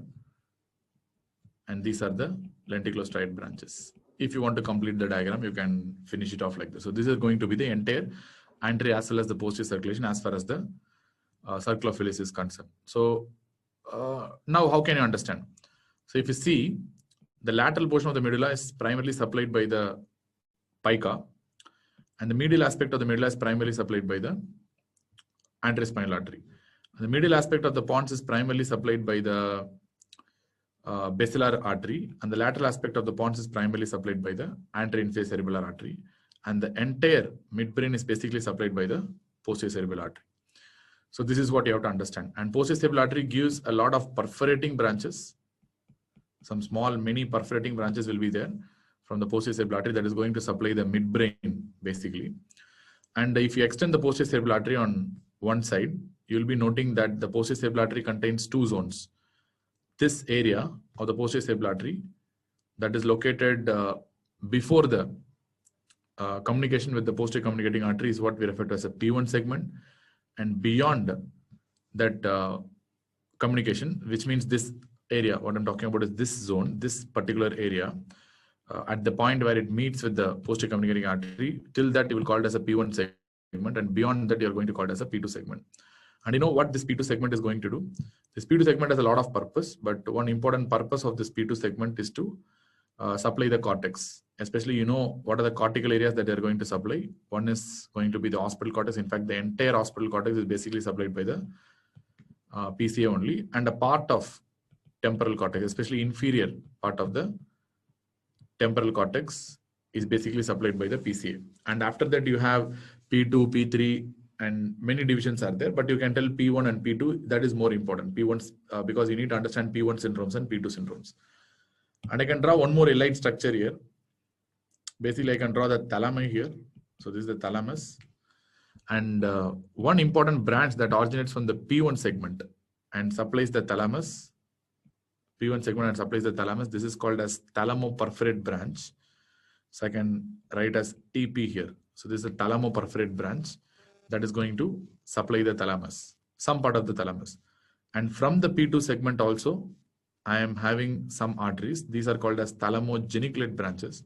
And there are many other arteries that supply the thalamus. And for, you know, like for our understanding purposes, understanding the entire blood flow of the thalamus is completely out of the question. So, but you need to know that thalamoperforate is basically going to come from the P1 segment, and thalamo-geniculate branches typically come from the P2 segment. That's where they come from. So this is what we need really.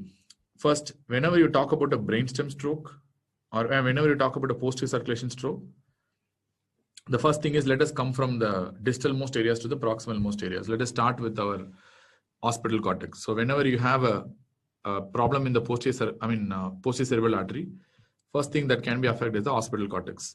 Whenever occipital cortex is affected, if it is affected on one side unilaterally, you will result in contralateral homonymous hemianopia. We know that. You're going to get contralateral homonymous hemianopia. But at the same time, you'll be getting something called a macular sparing.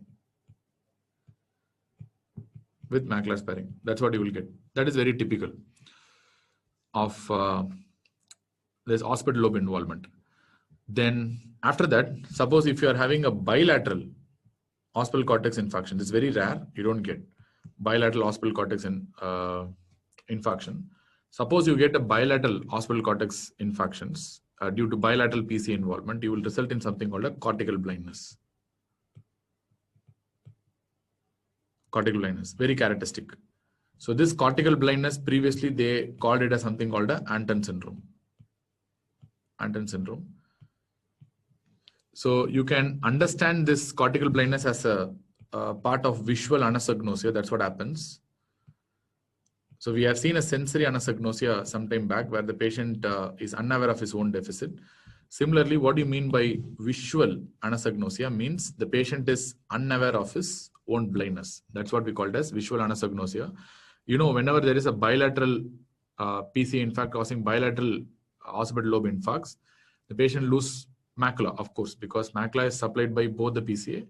That's why in unilateral it is not damaged. But when there is a bilateral PCA infarction, of course, you will result in damage to both the macula and the patient will be completely blind. That's what you expect. But in this particular syndrome called as Anton syndrome or cortical blindness, the patient will deny his or her own blindness. They will be completely denying again and again. They will tell that I am not blind. The denial of one's own blindness. It's not basically lying or denial. It is unawareness. So they don't really understand that they are blind. So this kind of a psychological issue is what we refer to as visual anosognosia. And that is a basic feature of cortical blindness, otherwise referred to as something called a Anton syndrome. Apart from that, dominant, I can write separately like this, that's better. So whenever you have a dominant occipital cortex involvement, so the patient may be having difficulty in reading. Whenever you have a difficulty reading, that is what we refer to as something called a alexia. Remember, but this will happen without agraphia. Why? Because the reading is a feature of the occipital cortex, all right. But writing is basically a feature of your parietal lobe. We have seen all that. That's a function of a dominant, what is that? Angular gyrus, which you have seen in the parietal lobe. So that's why this will result in a very peculiar form of a syndrome called as alexia without agraphia. The patient will be having difficulty in reading, but they won't have any difficulty in writing. So that's what we refer to as alexia without agraphia. Then they can have something called a achromatopsia. What do you mean by achromatopsia? Patient will see different colors. One color may look something like different. So they might not agree with the colors that you see as the colors what they see. That's what we refer to as achromatopsia. And they can have memory impairment. Why memory impairment? Because of the temporal lobe involvement. Memory impairment, that is because of temporal lobe involvement, because sometimes P2 syndromes can result in memory impairment also. Then apart from that, they can result in cognitive dysfunction. What are the problems in cognitive dysfunction? One is memory impairment, all right. They can develop aphasia. Aphasia. What kind of aphasia can anyone tell? So before that, I'll strike and write cognitive separately. What is the type of aphasia they're going to get? Anyone?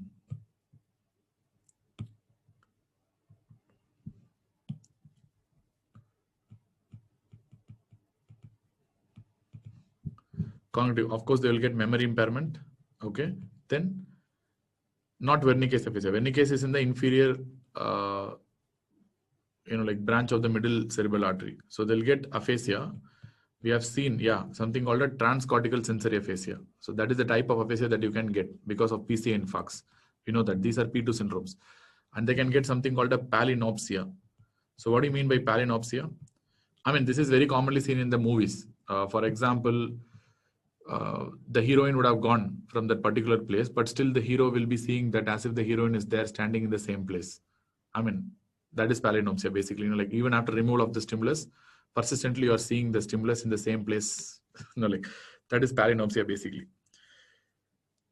Not all these are temporal, and certain things are temporal. For example, memory is temporal, aphasia is predominantly due to the temporal lobe, and palinopsia basically is occipital lobe again. So achromatopsia, alexia, palinopsia are basically temporal, occipital lobe involvements. The memory and aphasia are basically temporal functions.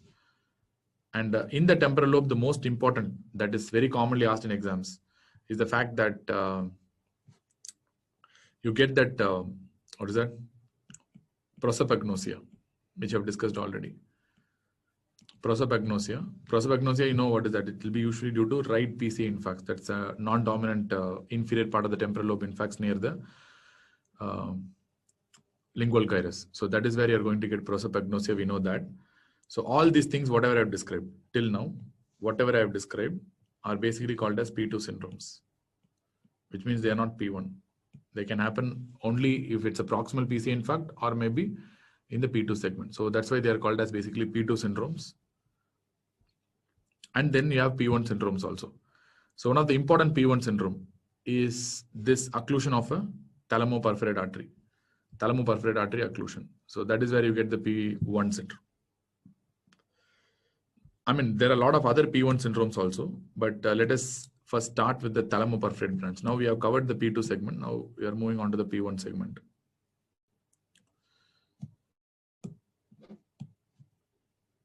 So now I'm talking about the P1, thalamoperforate occlusion. So thalamoperforate occlusion will result typically in a form of syndrome called as Digerin-Rossi syndrome.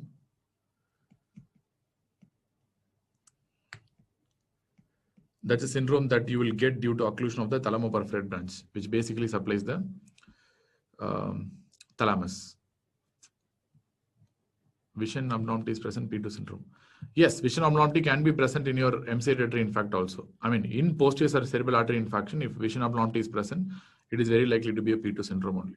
Yes, this is what we refer to as something called a thalamoperforate artery occlusion called as Digerin-Rossi syndrome. Remember, here I've drawn the usual anatomy. What is the usual anatomy? I've drawn two thalamoperforate arteries, and that's how the usual anatomy is. But sometimes what can happen is these two thalamoperforate arteries can unite together to form a single thalamoperforate artery, or you can have only a single thalamoperforate artery that is supplying both the thalamus. So which means usually in these kind of circumstances where you get a single thalamoperforate artery instead of two thalamoperforate arteries, that is where your degeneracy syndrome is extremely common. So which means usually when there is two thalamoperforate branches, degeneracy syndrome is not quite common. But you have a single thalamoperforate branch, you will get a degeneracy syndrome. That is where it's going to be extremely common. So as far as degeneracy syndrome is concerned, you can get sensory loss initially. Initially, the patient will be suffering from a sensory loss. That's how they start with. I mean, they can be a full body sensory loss, or they can be a hemisensory loss also, depending on the extent of involvement of the thalamus. So post this sensory loss, they're going to result in within few days to weeks. After a few days to weeks, they will result in development of severe burning and agonizing pain. They'll have a burning and agonizing pain. Within few days to weeks, this sensory loss will be getting transformed into pain. So this is basically degeneracy syndrome. Treatment is very difficult because thalamus is a relay center, and this is like confusion of the thalamus where they are perceiving sensation differently and they are projecting the cortex in a very different way. That's why they're getting this burning and kind of a painful scenario. Yes, you don't do ectomy, but basically not extreme procedures, but you basically tend to treat with neurologic drugs like gabapentin, pregabalin. So that's the usual treatment we give. They usually respond in a decent way. It's not like very bad response and all. So now we have discussed about the PCA. Now, after knowing all these things, we are moving to the the brainstem strokes. That's what we are going to move towards.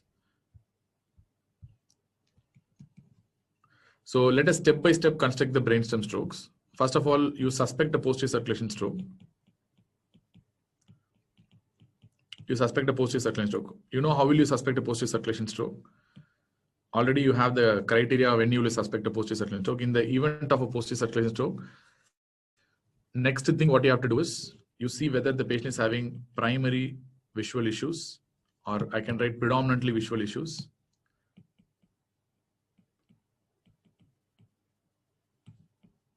Predominantly visual symptoms, or patients having any evidence of other cortical symptoms and signs, like your memory loss, amnesia is a cortical symptom and sign, or if I'm prosopagnosia, cortical symptom and sign. So we are talking about that. So if you have predominantly cortical symptom and sign, and predominant visual symptoms are there like homonymous hemianopia, then usually that goes towards a PCA territory infarct very commonly. So that's where you're going to think about. It's a cortical stroke. Cortical stroke. PCA means we are predominantly talking about a P2 syndrome, not a P1 syndrome. So if no means I'm basically talking about a subcortical stroke.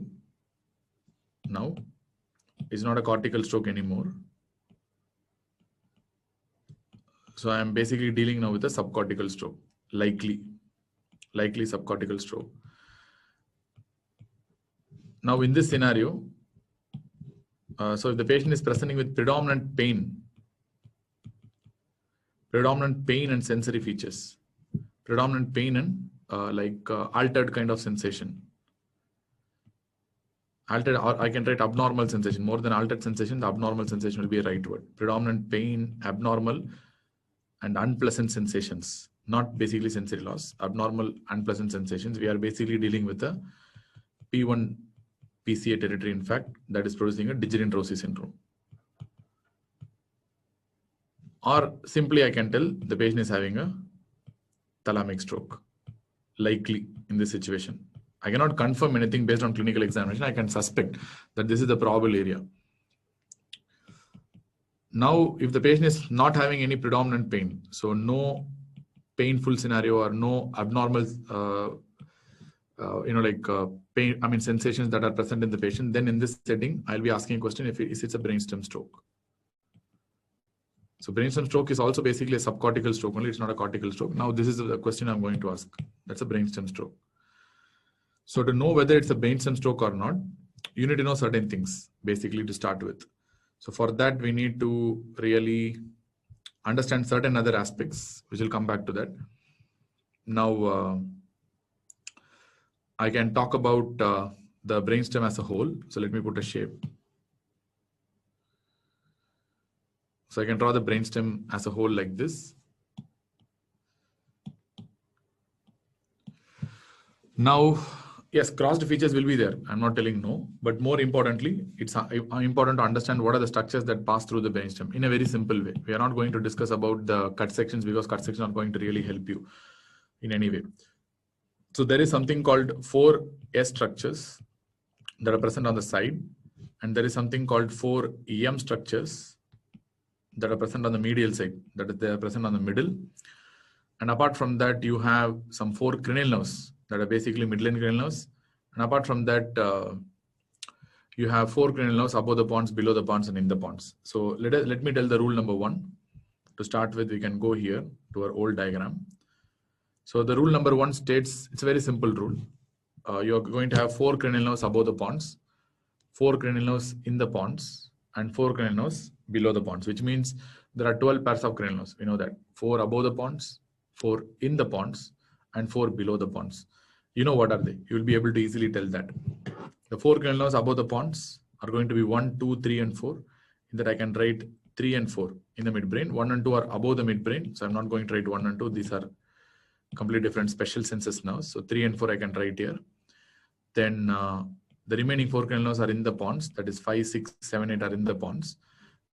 And you have the remaining cranial nerves, that is 9, 10, 11, and 12 are present below the pons. That is, it is present in the medulla. So rule number 1 is fine. You have 4 rules. The first rule I have told you, 4 in the pons, 4 above the pons, and 4 below the pons. That's all. So this is how your understanding is. Then in that, the 10 cranial nerves I have told, you are going to tell, and you are going, I mean, there is a clue for that. 4 cranial nerves are basically in the midline or in the middle. So what you're going to tell is you are going to pick up this cranial nerves and take the numbers that divide the number 12 equally without any decimal points, which means I'm talking about a rational number. I mean, I don't know. What do you mean by rational number in mathematics? So which means what are the numbers that divide number 12 as a rational number without any decimals? You should not get any decimal point, but you should give some numbers that can divide the number 12.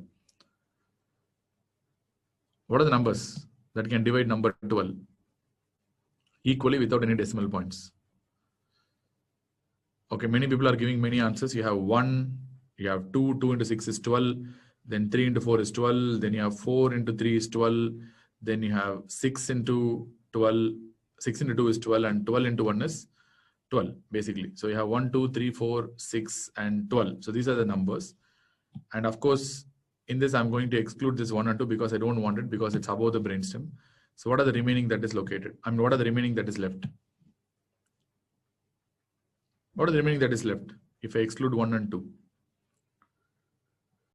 3, 4, 6, and 12. So these are the 4 cranial nerves that is left. So what I can really tell is, so these 3, 4, 6, and 12 are basically midline cranial nerves. So I can write this 3, 4, 6, and 12 are basically midline cranial nerves. In that I can write 3 and 6, I mean 3, 6, and 12 here. And I'm just going to mention that cranial number 4 on the other side, because, you know, as per anatomy, this is the only cranial nerve that originates from the dorsal aspect of the brainstem. That's why I'm writing in the extreme direction on the other side. But as far as I know, this 3, 4, 6, and 12 are the midline cranial nerves. And incidentally, if you take this 3, 4, 6, and 12, they are also the pure motor cranial nerves, if you remember, including 11. 11 is also pure motor cranial nerve only. But apart from that, the most important, 11 is always not really considered as a cranial nerve, unless and until you go for exams. But more importantly, this 3, 4, 6, 12 are very important. These are not only midline, these are not only present in the middle, they are also the motor cranial nerves, 3, 4, 6, and 12.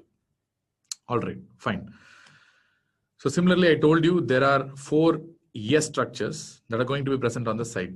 But before that, telling the 4 S structures, tell me the remaining cranial nerves that will be present on the side. So already I told you 3, 4, 6, 12 is in the midline. So what are the remaining cranial nerves that will be present on the side? So you have 5, you have 7, you have 8, you have 9, you have 10, and you have 11. So 5, 7, 8, 9, 10, 11. So these are the cranial nerves that are basically going to originate from the side of the brainstem, not from the middle of the brainstem. So 3, 4, 6, 12 midline, 5, 7, 8, 9, 10, 11 on the side. 3, 4, 6, 12 pure motor, and including 11. 11 is also pure motor, but remaining all the other cranial nerves are basically mixed cranial nerves. They have sensory as well as motor function. And fine. So you have this kind of distribution. Then I told you there are 4 S structures that are present on the side. So what are the 4 S structures that are present on the side? The first S is going to be the spinothalamic tract. I can draw here the spinothalamic tract just to start with. Spinothalamic tract is present on the side. And the second S I can talk about is the sympathetics. I think we have discussed already in the Horner syndrome in the form of lateral reticular formation. And they are basically present on the side only. We know that. And apart from that, you have an important nucleus called as spinal nucleus of trigeminal nerve. Spinal nucleus of trigeminal nerve. This is basically present on the side only. I'll tell you why this spinal nucleus of trigeminal nerve is there and why that is important. And apart from that, you have another pathway that is called as spinocerebellar tract. So that is going to form something called a cerebellar peduncle. So I'm writing a wrong spelling, but still that will be helping you. Cerebellar peduncle. They are basically extension of the spinocerebellar tract that is coming from the spinal cord. So that forms the cerebellar peduncle. And you have 3 cerebellar peduncles. One is the superior, middle, and the inferior. You know, superior is present in the midbrain, middle is present in the pons, and inferior cerebellar peduncle is present in the medulla. You know that. So these are the 4 S structures that are present on the side. So cerebellar peduncle, sympathetics, spinothalamic tract, and of course you have the spinal nucleus of the trigeminal nerve. Why this understanding is important? Because whenever you have a lateral brainstem stroke, like lateral medullary syndrome or lateral pontine syndrome, these are the structures that are going to be affected predominantly.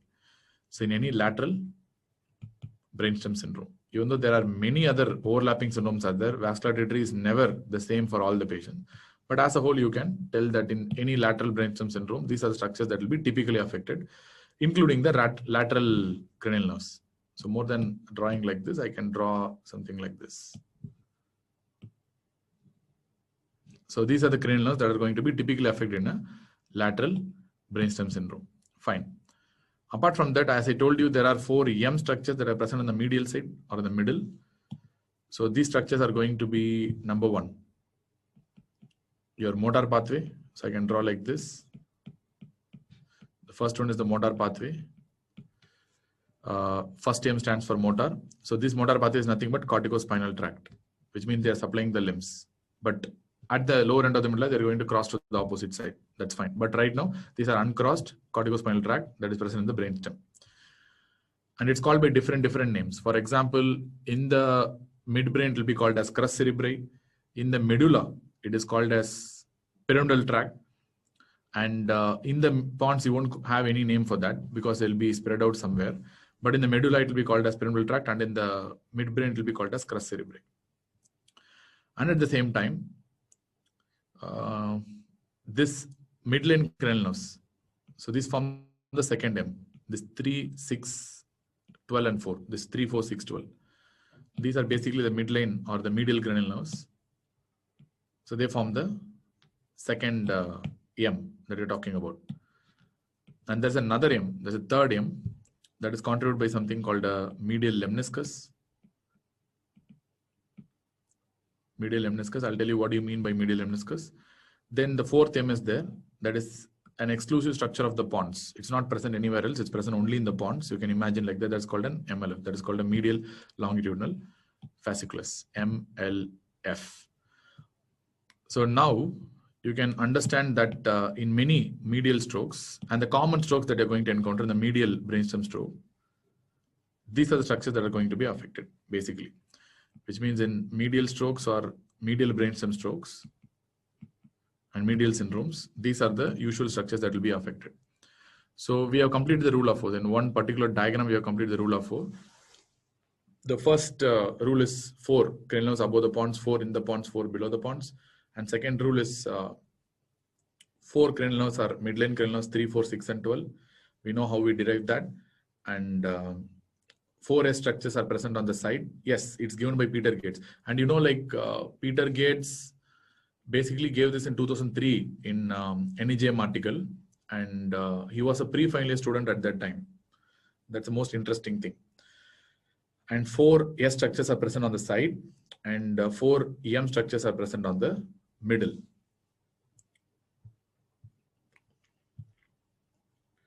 Fine.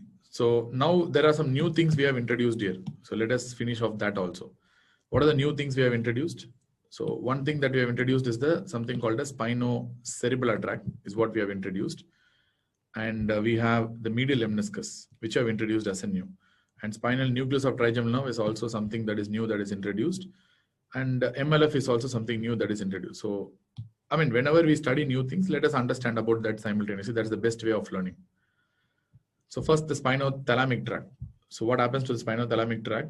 So it's going to carry the pain and temperature. But to start with, you can understand that's going to carry the pain and temperature sensations from the skin.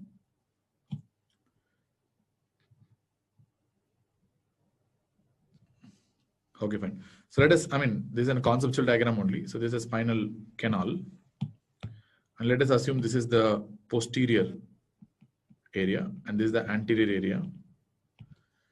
And as far as the spinothalamic tract is concerned, you're going to get the first order neurons, which have the cell bodies in the dorsal root ganglia. You have something called dorsal root ganglia that is present near the spinal cord itself. And these first order neuron cell bodies are basically present in the dorsal root ganglion only.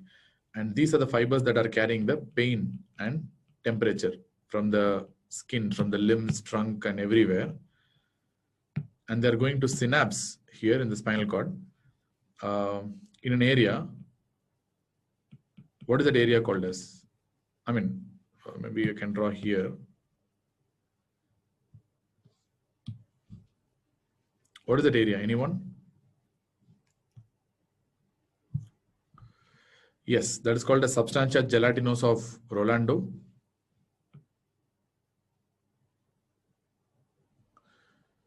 Okay, let me draw here.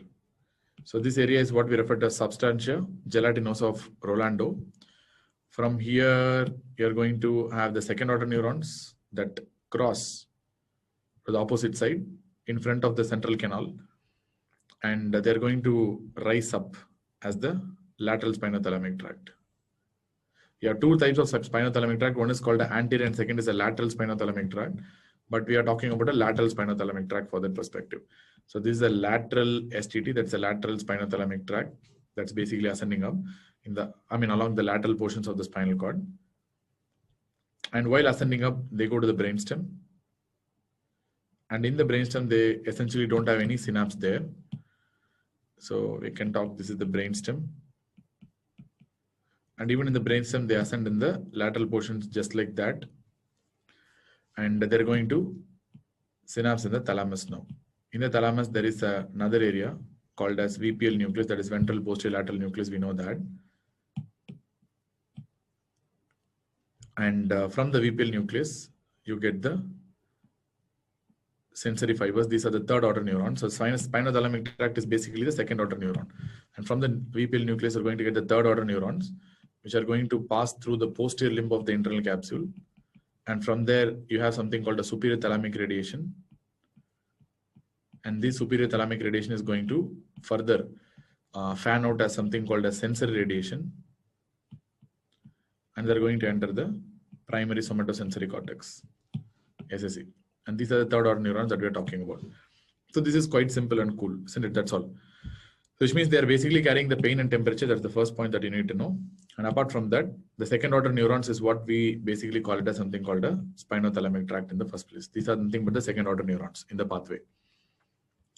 So now what is important to understand is whenever I get a lesion in the spinothalamic tract, anywhere from here in the brainstem or in the spinal cord or probably within the particular section or whatever, wherever I get a lesion of the STT, where will be the lesion? Contralateral or ipsilateral? That's the most important point to understand.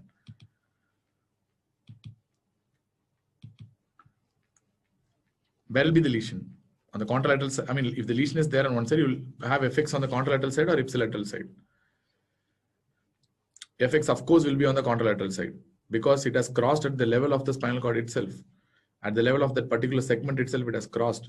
So whenever you get a spinothalamic tract lesion, irrespective of the site, it can be in the brainstem or above the brainstem or below the brainstem, you'll always result in contralateral loss of pain and temperature.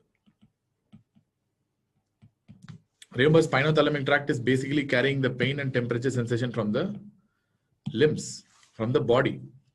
Who's carrying the pain and temperature from the face? It must be the trigeminal nerve. We know that. And you can remember trigeminal nerve has multiple nucleus. You have mesencephalic nucleus of trigeminal nerve, dorsal nucleus of trigeminal nerve. Then we have principal nucleus of trigeminal nerve. In that we have one more nucleus called spinal nucleus of trigeminal nerve. So you have to imagine the spinal nucleus of trigeminal nerve like spinothalamic tract of the face. For the face, you don't have a separate spinothalamic tract. It's the trigeminal nerve only. So the spinal nucleus of trigeminal nerve is the one that carries the pain and temperature sensation from the face. For the body, you have spinothalamic tract, but for the face, you have spinal nucleus of trigeminal nerve. But one thing about the trigeminal nerve is this trigeminal nucleus are fibers they're going to receive from the ipsilateral side, and like spinothalamic tract, they cross in the brainstem to the opposite side. But the spinothalamic tract, on the other hand, has crossed in the spinal cord level itself, which means what is important is whenever you put a spinothalamic tract lesion, you will get problems on the other side only. Whenever you put lesions in the spinal nucleus of the trigeminal nerve, you are going to result in problems on the ipsilateral side only, as far as trigeminal nerve is concerned. So these are the two important differences that you need to know, even though they are both same. But if you put a lesion in the brainstem, if you put a lesion in the spinothalamic tract in the brainstem, you will result in contralateral problem. Because you are affecting the uncrossed fibers of spinal nucleus of trigeminal nerve. If you put a lesion of the spinal nucleus of trigeminal nerve, you will get result only in ipsilateral loss of pain and temperature. That is the reason why whenever you affect the brainstem, you will result in that kind of crossed sensory loss, which we'll be discussing after some time. So spinal nucleus of trigeminal involvement, ipsilateral loss of pain and temperature on the face. Whenever you involve the spinothalamic tract, anywhere from the brainstem above or below the brainstem, you will be resulting only in contralateral loss of pain and temperature, which is again fairly important to understand. And you have these are all the features of lateral spinothalamic tract, which is the most important. You have anterior spinothalamic tract also. Basically, anterior spinothalamic tract carries your more older evolutionary sensations, like for example, itching, tickling, crude touch. So these are the things that will be carried by the anterior spinothalamic tract. That is not really important for us. The lateral spinothalamic tract and the carrying of pain and temperature is going to be the really most important entity. And then now you need to know the medial lemniscus. So there is something else that is coming in the medial side, isn't it? That is medial lemniscus. So what do you mean by medial lemniscus? Let us see. As far as the medial lemniscus is concerned, it is just continuation of the posterior column in the brainstem. That's all. But let us see the pathway.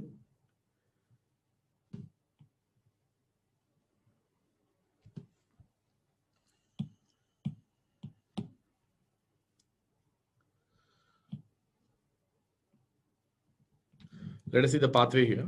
So for understanding case, I'm writing this is posterior and this is anterior. And let me draw the first order neurons. These are first order neurons. And these are the ones that are carrying the posterior column sensations. Let me come back to the posterior column sensations in some time. These are the basically posterior column sensations.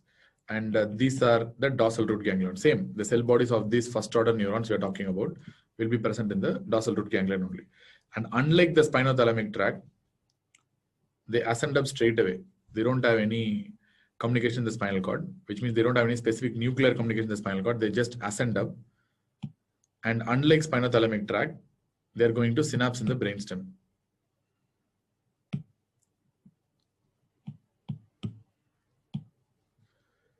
So I can write, they're going to synapse in the brainstem.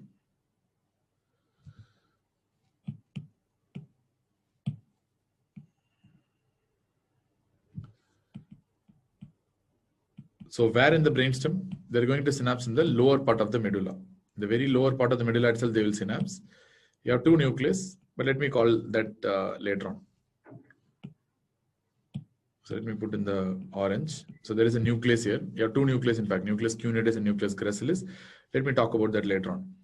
So they're going to synapse in the lower aspect of the medulla itself that I have put in the lower aspect. So then they cross here in the lower part of the medulla itself, and they ascend on the medial side of the brainstem, on the medial aspect of the brainstem. And these second order neurons is what we refer to as something called a medial lemniscus. These are basically second order neurons, medial lemniscus, and they're going to synapse, of course, in the thalamus, the same area, that is ventral posterior lateral nucleus of the thalamus, because thalamus is a relay center for sensations. From here, they are going to radiate to the somatosensory cortex, of course, and to the same posterior limb of the internal capsule as superior thalamic radiation. And through this kind of fanning out process, this is basically the sensory radiation, like spinothalamic tract, and these are the third order neurons we are talking about, and they're going to synapse in the primary somatosensory cortex, in the postcentral gyrus. That's how they're going to synapse with. So this is the pathway for posterior column sensations. So now it will be a little different. For example, if you damage the posterior column sensation in the spinal cord, you're going to typically result in something called ipsilateral problems, which means same side only will result in problems. If you damage the medial lemniscus, on the other hand, you're going to result in contralateral problems. So in the spinal cord, they'll be called as posterior column. As soon as they go into the brainstem, they'll be called by a different name that's called a medial lemniscus. So this is what we called as a posterior column medial lemniscus pathway. So medial lemniscus problems will usually result in contralateral issues, whereas posterior column issues means it's in the spinal cord, which means it's going to result in problems ipsilaterally only. And you have two group of tracks are there in the posterior column. For example, if you see the arrangement of these tracks, there will be two groups of tracks that will be arranged. Posterior column itself, in the posterior, I mean, that's why, because they go along the posterior side of the spinal cord, they're called as posterior column. And those that are present on the medial side, we called as nucleus gracilis. And those that are present on the lateral aspect, we called as, fasciculus gracilis.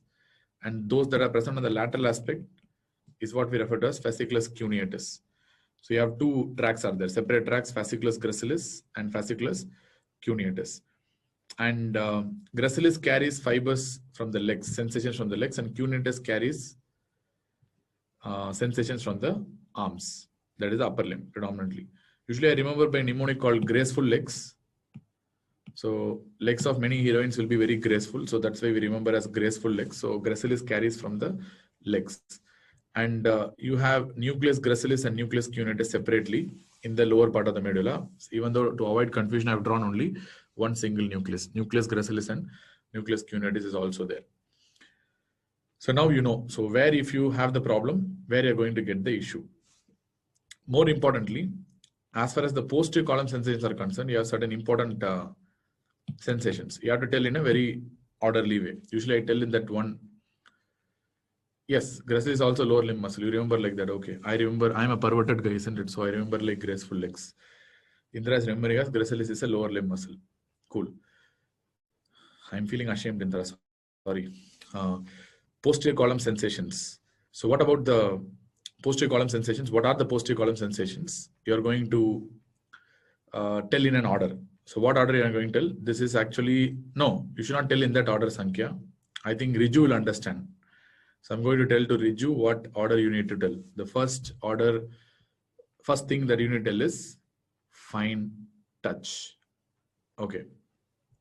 You understand. So how you're going to touch? Fine touch. That's the first thing that you have to tell. After fine touch, what you will do? I mean, the sense, what sensation you need to understand is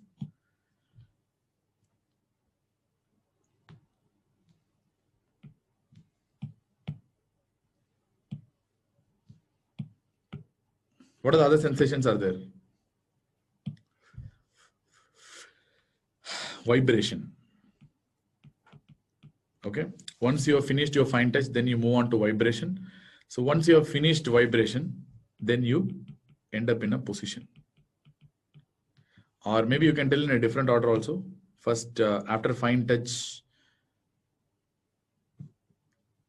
you go for pressure, isn't it? So you don't directly go for vibration. First, you give some pressure. So fine touch, pressure, then you go for vibration, then you do some vibration. Then finally you achieve your position. So you should tell in an order. So don't tell this like this to the lady examiner.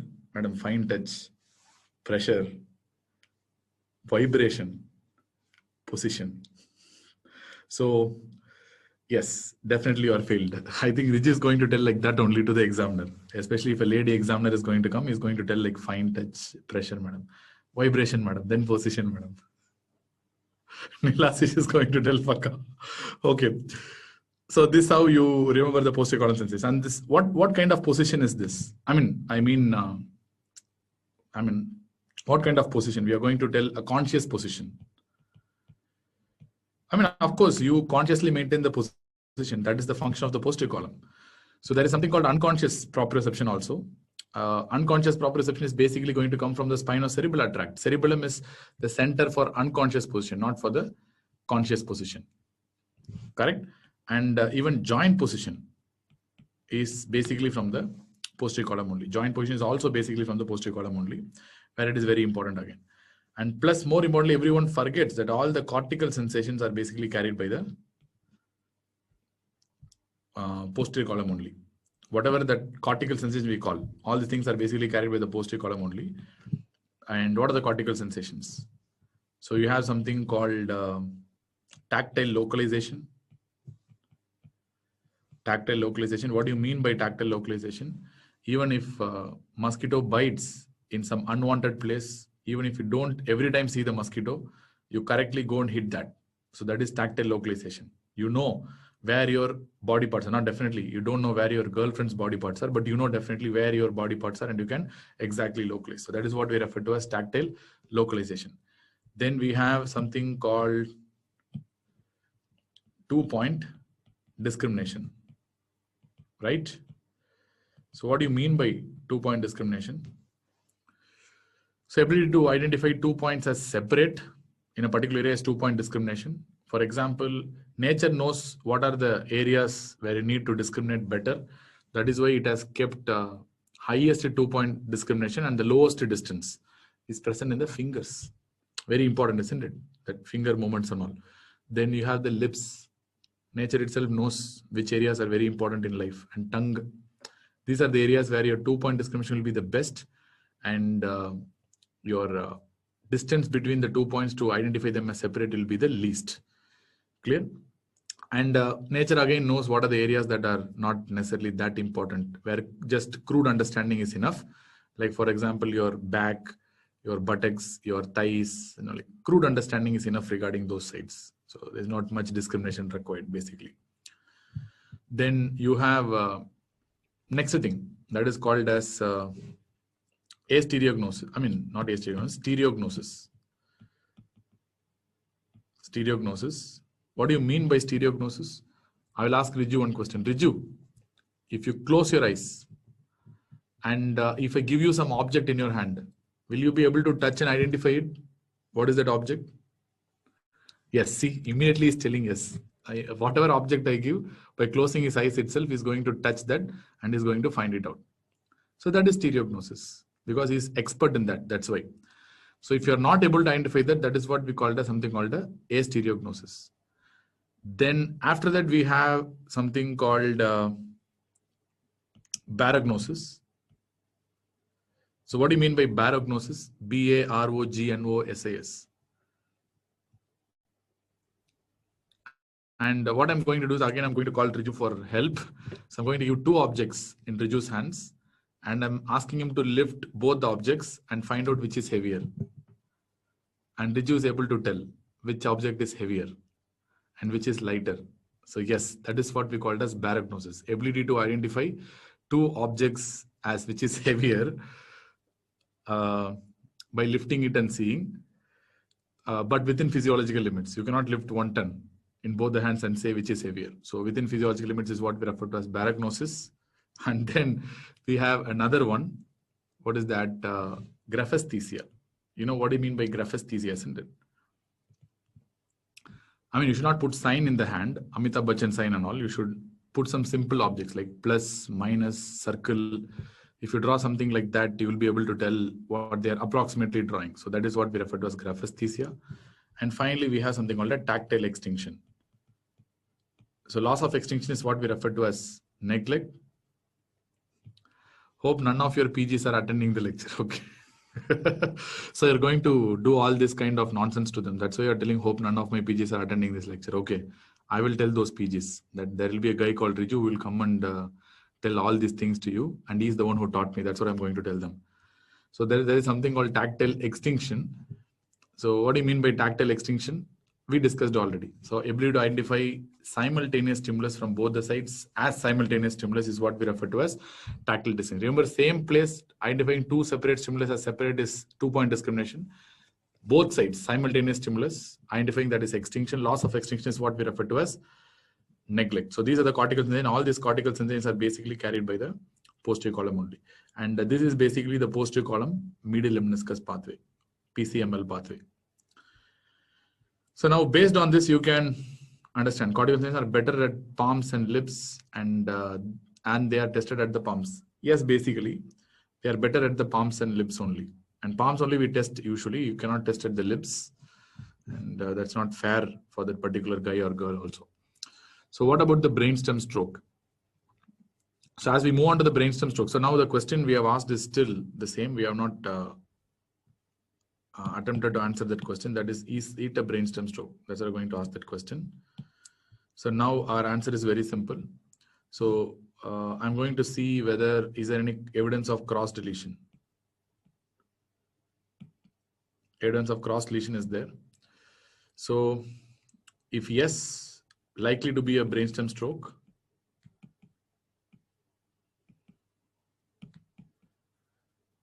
Brainstem stroke likely. If no, actually it's unlikely to have a brainstem stroke. Even though I'm telling only unlikely because you cannot confirm, you cannot rule out, but still as a clinical decision, I will tell my brainstem stroke is, or any brainstem lesion is unlikely. So in the cross lesion, I am seeing whether predominant sensory involvement or predominantly motor involvement. Motor involvement. If it's a predominantly sensory involvement, I'm going to think about a lateral brainstem lesion. And if it's a predominantly motor involvement, I'm going to think about a medial brainstem lesion. Or you can call it as a non-lateral lesion also, likely to be a medial lesion. That's all. So as far as the lateral lesion is concerned, so what will be the idea behind that? So if I draw a person like this, so this is the same exact diagram I used in my MD also. I don't know how they passed to me, but still this is the same diagram I used in my MD.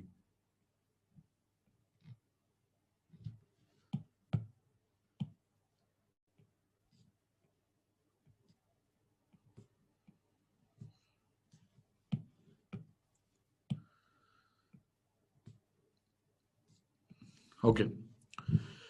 So now I'm seeing something like this. Because I told you it's a predominant sensory involvement, I'm talking about a pain and temperature here. If I have a cross lesion, in the sense like I'm having loss of pain and temperature on one side of the face and loss of pain and temperature on the other side of the body.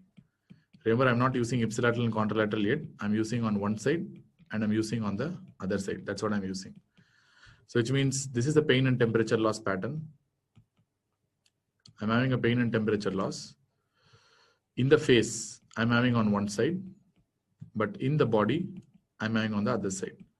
So this is what we refer to as something called a crossed lesion. So this is what we call as a cross lesion, and this is very characteristic of a brainstem lesion. If it is there, I can be very sure that it's a brainstem lesion only. But there can be other evidence of that this is a lateral stroke. For example, these patients may have additional cerebellar involvement, and these patients may have sympathetic involvement, and they can result in Horner syndrome. And you know, this Horner syndrome will be central Horner syndrome. It's very clear because it's a brainstem stroke. It's a first order neuron involvement, so it will be central. There will be anhidrosis in these patients. And apart from that, there is this kind of cross sensory loss is also there.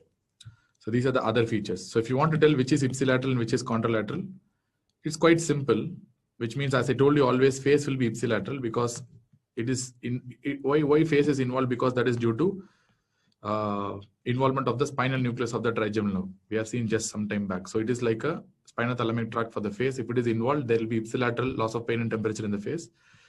So body will be on the contralateral side, we know, because that is due to spinothalamic tract involvement. And cerebellum, always ipsilateral. Horner syndrome, always ipsilateral, which means the only one thing that is contralateral to the side of the lesion is the body sensory loss. So see where is the body sensory loss, and that will be the contralateral side, and opposite to that will be the side of the lesion. That's the easy thing to understand. So now I need to know where is my lesion basically. So now I have this cranial nerves, whether the lesion can be in the medulla or lesion can be in the pons. So now I need to know which cranial nerve is affected. That will give you a very good clue. For example, lesion can be in the medulla. If the lesion is going to be the medulla, my 9th and 10th cranial nerves are going to be predominantly affected, even though there are other lateral cranial nerves also, because we are thinking of a lateral lesion. Lateral lesion means my lateral cranial nerves are the ones that will be usually affected. If the lateral cranial nerves are the ones that are usually affected, which cranial nerve will be affected? If 9 and 10 is involved, means I'm likely dealing with a medullary lesion. That's all. If predominantly my 9th and 10th, 11 can be involved. I'm telling plus or minus 11. I am not worried about that right now. If 9 and 10 is predominantly involved, then I'm talking about a medullary lesion, because these are basically medullary lateral cranial nerves. So in this setting, I'm going to talk about a lateral medullary syndrome. Lateral medullary syndrome. So what are the features of 9 and 10th cranial nerve palsy? Of course, these are the cranial nerves. These are, remember, LM and 9th and 10th cranial nerves, because it's a posterior circulation stroke, and they're basically involving the nerves. Whenever you damage the nerves, that is an element lesion. So in the nucleus or the nerves, it is element. Above the nucleus, it is human. We know that. So this is an element cranial nerve palsy. So when you're going to affect element means you're going to involve the same side, you'll be having dysphagia, because these are the cranial nerves that are going to be involved in swallowing.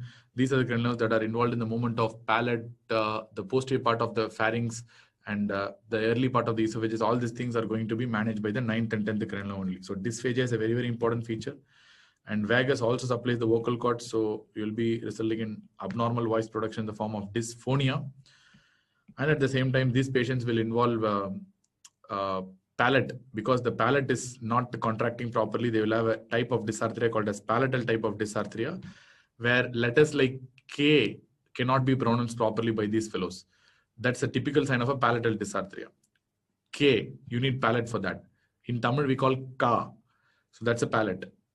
Clear? So you cannot pronounce that kind of K related. They will pronounce as her. You cannot pronounce Ka or K, because palate is not contracting, or it will be abnormal. So that's a type of dysarthria. It's not an aphasia, it's a type of dysarthria. Aphasia means only if you involve Broca's, Wernicke's, those areas will get aphasia. It's a subcortical lesion, and same time it's motor problem. Dysarthria, typically. Palatal type of dysarthria. Then remember, but dysarthria, you should be a little careful, because this dysarthria should not be confused with cerebellar type of dysarthria, because cerebellum is also subcortical lesion. So that can result in type of dysarthria called as scanning type of dysarthria, or otherwise called as staccato type of speech. So you should not confuse with that. So they can have either type of dysarthria. So that's one point to be noted. And apart from that, they will have absent gag reflex, because this is an element lesion. So reflex will be lost. So they'll be having absent gag reflex on the ipsilateral side, because it's an element palsy. So on the same side, they will have loss of gag reflex. And at the same time, there will be uvular deviation. Deviation of uvula will be there. Deviation of uvula to the healthy side, that is towards the contralateral side. That's what happens here. Deviation of uvula to the contralateral side. So these are basically the features of a lateral medullary syndrome, otherwise referred to as Wallenberg syndrome. So if somebody asks you what are the features of lateral medullary syndrome, I'll tell ipsilateral loss of pain and temperature on the face, and contralateral loss of pain and temperature in the body, and ipsilateral cerebellar symptoms, and ipsilateral Horner syndrome, and ipsilateral loss of gag reflex, and deviation of uvula to the contralateral side, and I'll be having dysphagia, dysphonia, and dysarthria. That's all. This is what the constellation of features that you will get in Wallenberg syndrome. In that, one new thing that we have not yet learned here is the cerebellar symptoms. That is something which you have not learned yet.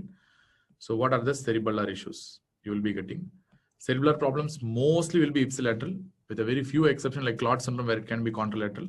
But apart from that, cerebellar problems usually will be ipsilateral only, most of the times in clinical practice. So what are the cerebellar problems? Hypotonia.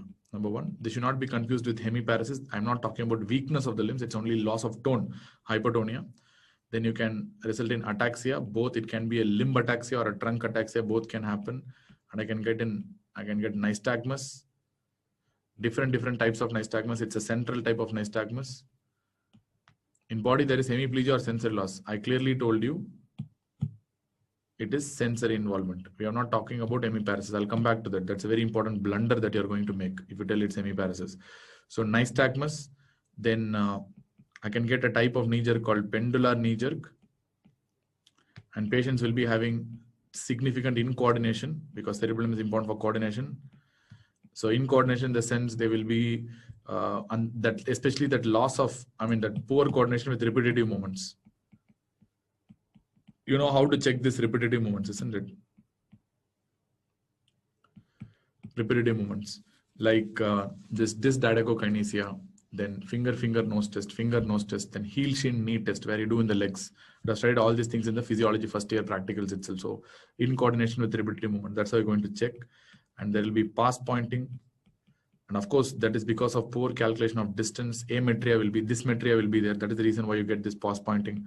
Or you can get this kind of rebound phenomenon, rebound effects. So these are the usual features of cerebellar involvement. Some of the points that tells you that's a cerebellar problem.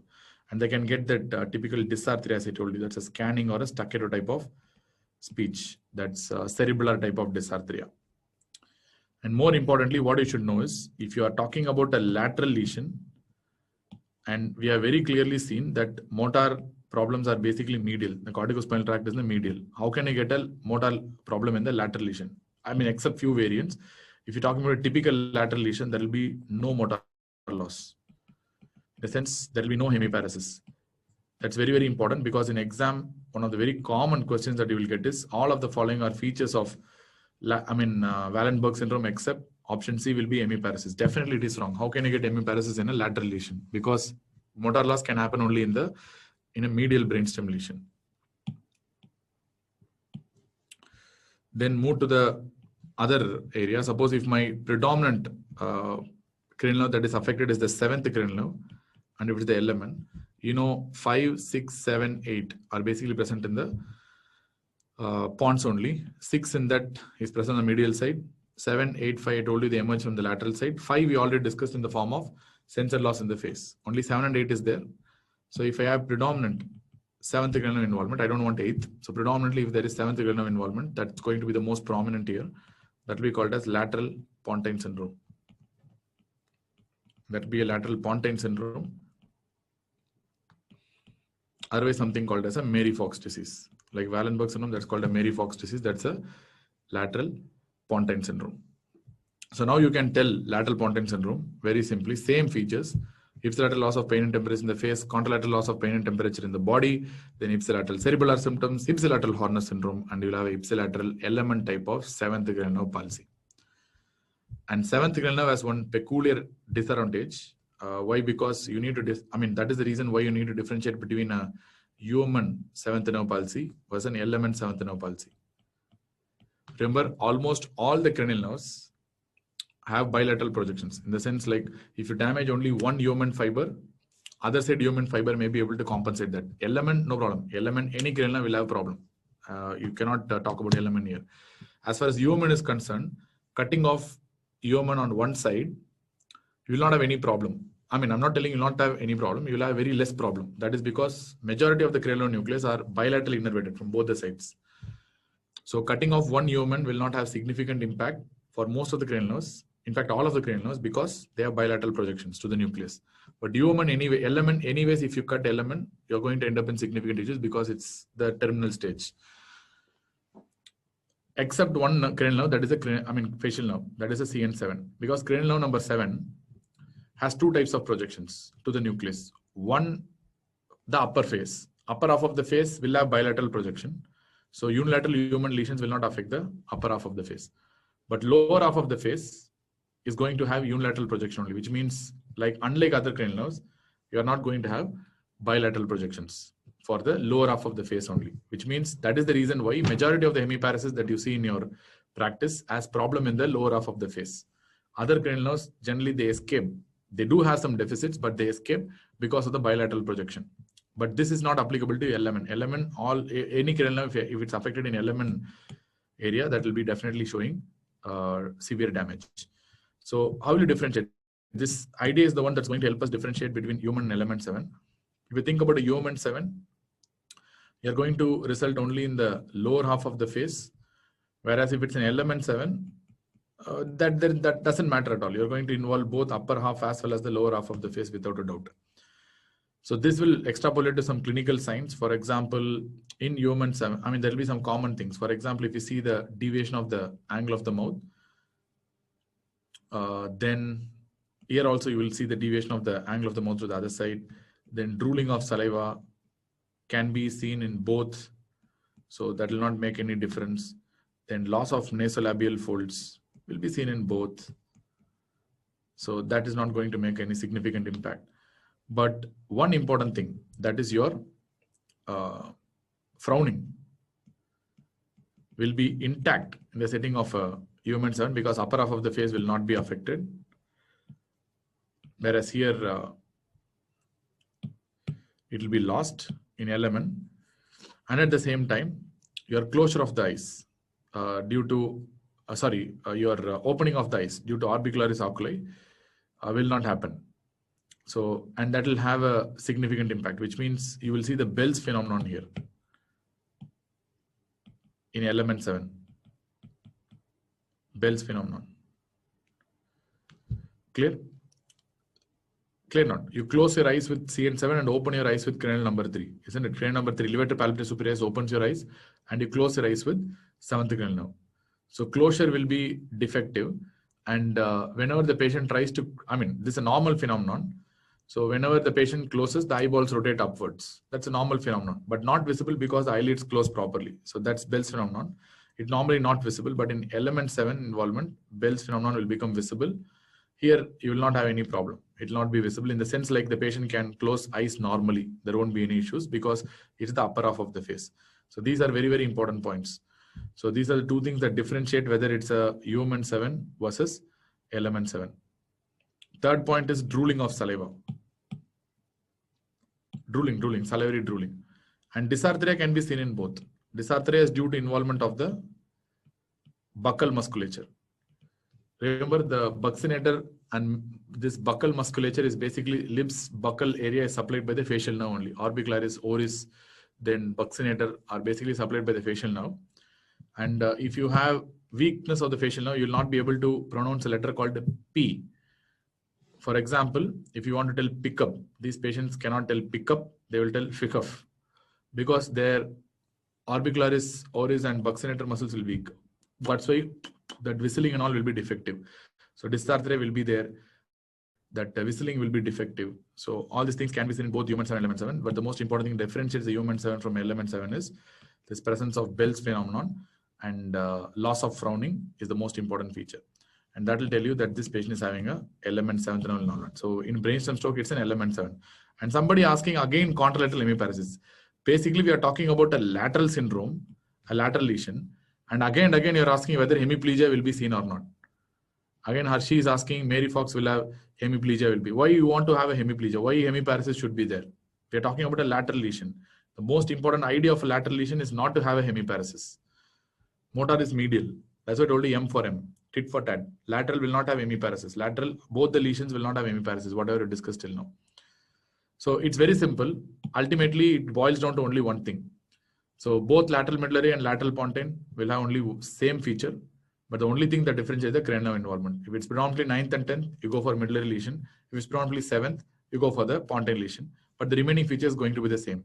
That ipsilateral loss of pain and temperature on face, contralateral loss of pain and temperature in the body, ipsilateral cerebellar symptom, ipsilateral Horner's, all are going to be the same. The only thing that's going to be different is the cranial nerve involvement. And of course, that is understandable because 7th is in the pons and 9th and 10th is in the medulla. So why you want so much? Why you are having so much difficulty in that? And now coming to the medial lesion. As far as the medial lesion is concerned, motor involvement is going to be the most prominent, which means hemiparesis is the most important here. Most of these lesions will have hemiparesis, and they'll have a contralateral hemiparesis. Because why you have contralateral hemiparesis? Because you're involving the motor pathway, and that is going to decussate in the lower part of the medulla only. So anywhere in the brainstem, if you affect this motor pathway, they will result only in contralateral hemiparesis because they have not yet crossed. So that's the most important here. So what you're going to see, a similar kind of a diagram you're going to see here, but this will be related to motor involvement.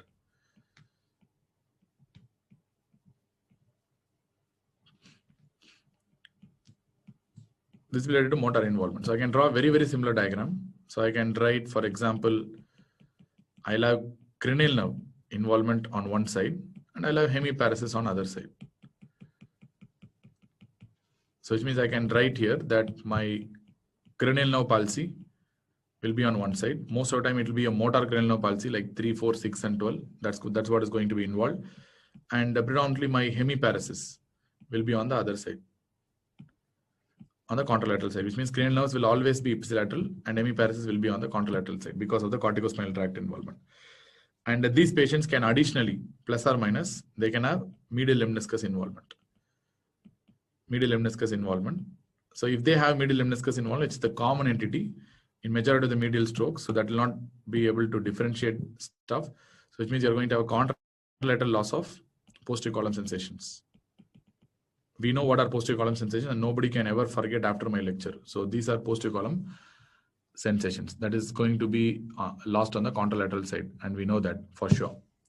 So plus or minus medial lemniscus involvement. And now I need to know where the problem is, because I know now there is some cranopalsy on one side and I have hemiparesis on the other side. This kind of cross lesion means it must be equal to brainstem, nothing else. There can be no other area that you can get this kind of presentation. For example, you can get cranopalsy and you can get hemiparesis in a cortical lesion or even in a subcortical lesion above the brainstem. But basically, you will not have this kind of crossing. You will have the one particular side only. For example, face, body, both will have hemiparesis on right side, which means it's a left-sided cortical lesion or left-sided subcortical or internal capsule lesion.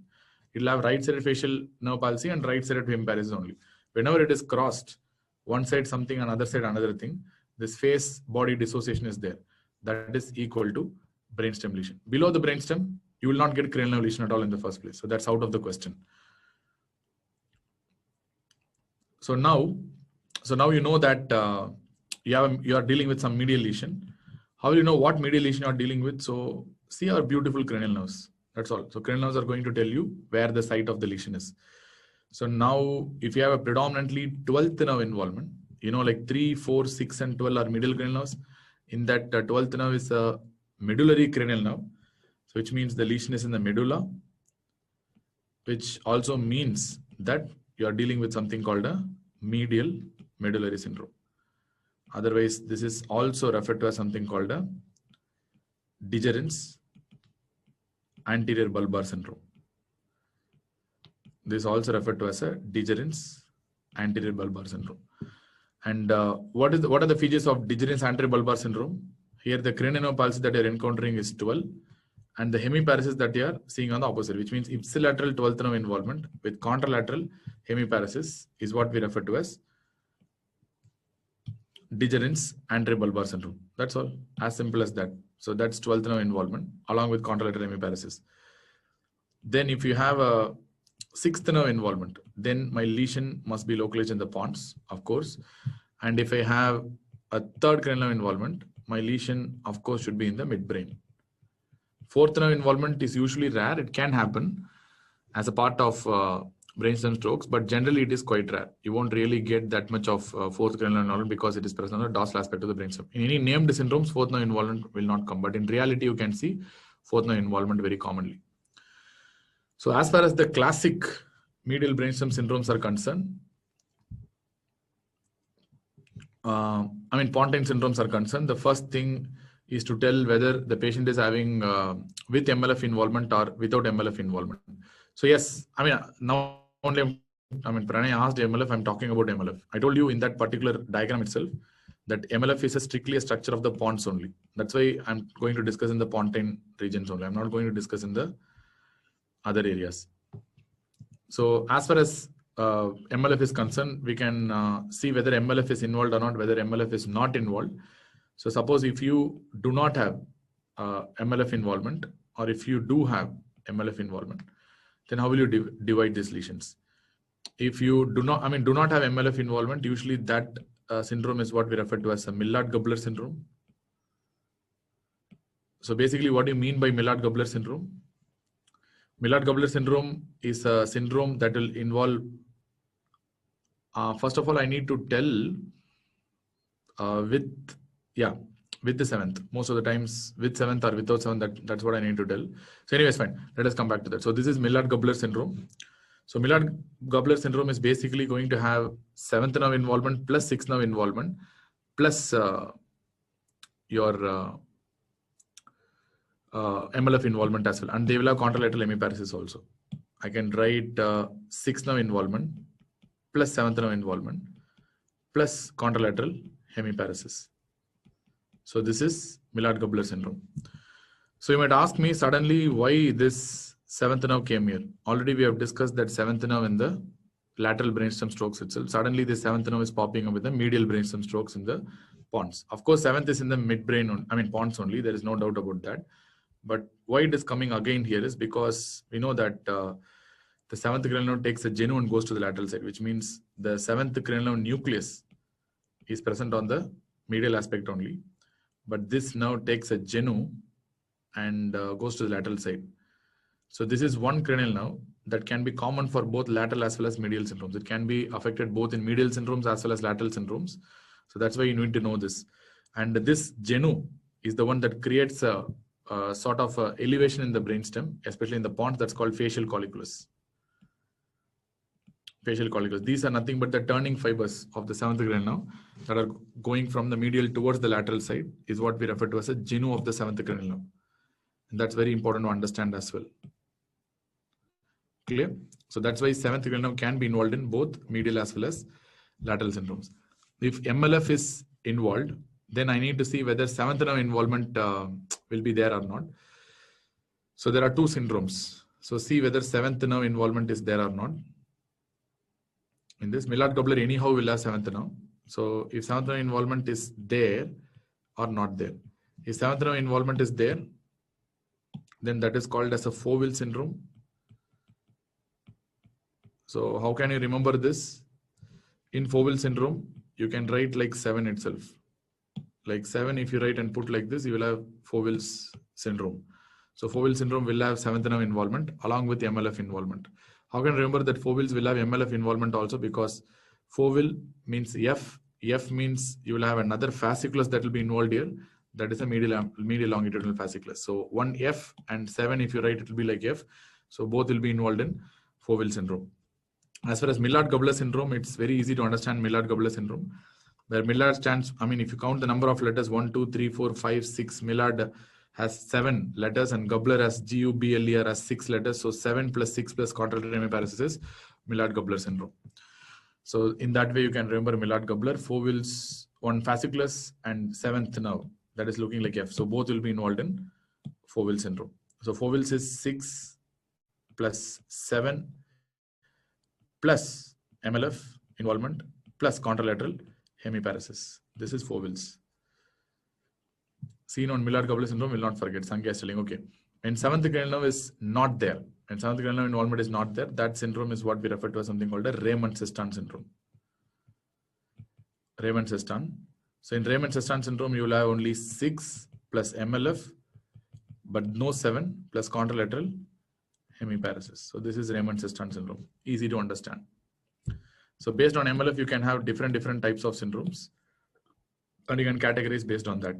And as far as the third cranial nerve syndromes are concerned, the most important syndrome is the Weber syndrome. So which means you are going to have a third cranial nerve involvement plus contralateral hemiparesis. So which means in this condition, the ipsilateral cranial nerve that is involved is the 3, and you'll have a contralateral hemiparesis, which is together referred to as a Weber syndrome.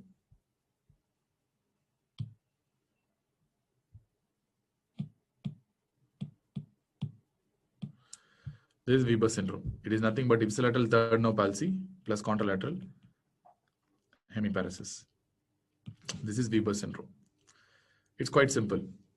And at the same time, you have some, variants of this brainstem strokes also.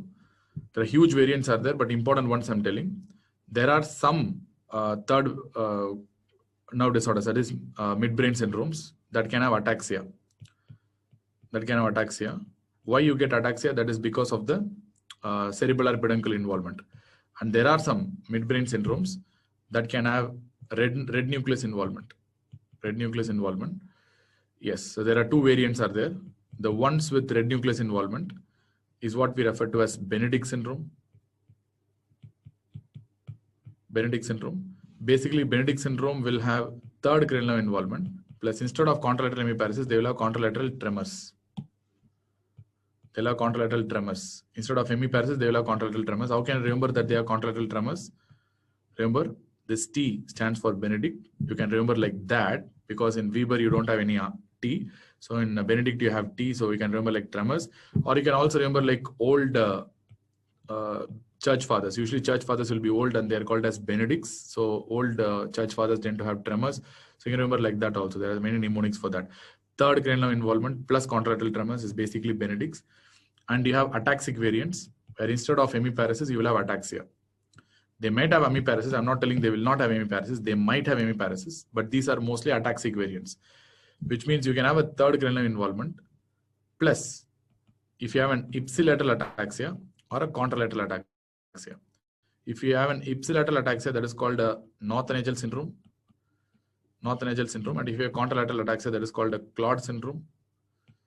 And again, you have a mnemonic to understand this easily.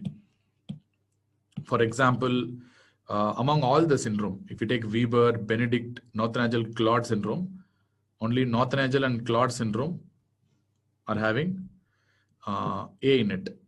So that's why they are basically ataxic syndromes. So only north-nasal and Claude will have, among the four syndromes you have described, only north-nasal and Claude syndrome will have A in it. So these are ataxic syndromes, to be precise. And in that, how to remember ipsilateral versus contralateral? It's very easy. As I already told you, Claude has CLA in it. So you have contralateral ataxia in it. So that's going to produce contralateral ataxia. That is called a Claude syndrome.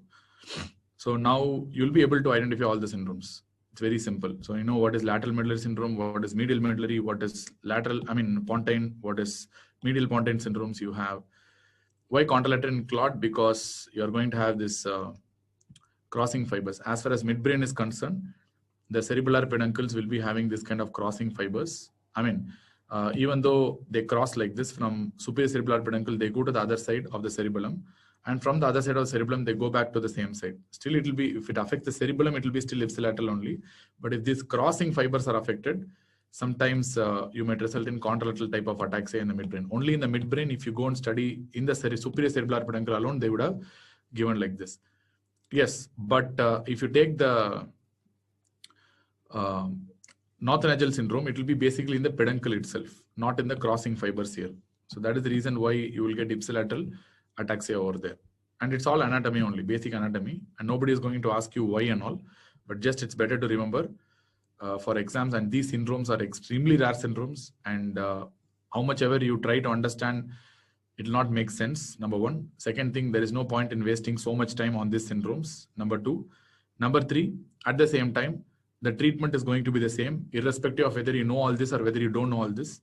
The final idea is to identify that there is a stroke and the patient should be treated in the same similar way. There's not going to have any management impact also. So I feel like this is not really needed that much.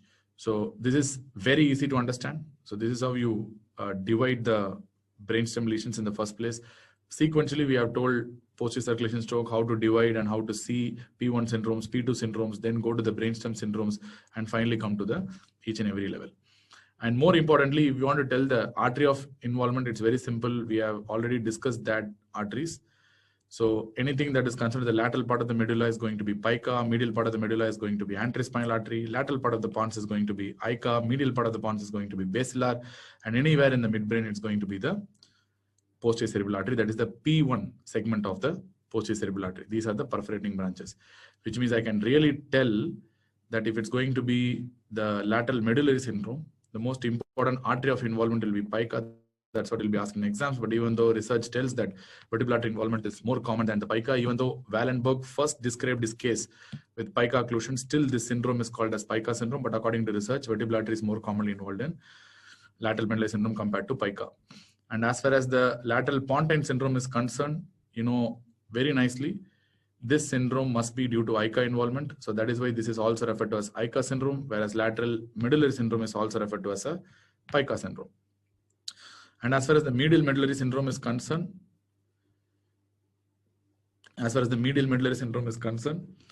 you will be typically having anterior spinal artery involvement. So we have seen already medial part of the medulla supplied by ASA, and anywhere, whatever may be the medial pontine syndrome, the artery of involvement usually will be basilar artery. These are the perforating or penetrating branches of the basilar artery as the one that's going to be the reason for development of any of these syndromes. And any midbrain syndrome, we know very well that's going to be the P1 segment of the PCA. That's going to be the artery of occlusion. So you can tell the arteries also very easily because I've told you the basics beforehand itself. So that should not be a big issue basically.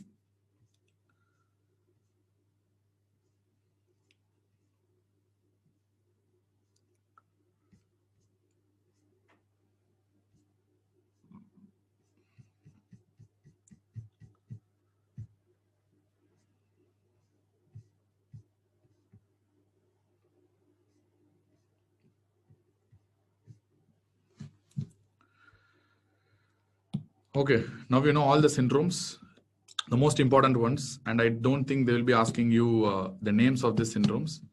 Stammering does not come under dysarthria. That's a separate entity. It's not dysarthria. Anyways, so these are the different types of brainstem strokes, and I don't think they will ask you the intricate details of all the brainstem strokes. Don't waste a lot of time on that. If at all they want to ask, they will be asking you the Wallenberg syndrome, which is more important. The lateral pontine syndrome, they'll ask you, which is the most important. They'll ask Millard-Gubler syndrome, Fowell syndrome, and probably Weber syndrome. So if at all you are in an urgency and you want to study, these are the syndromes you need to concentrate for exams.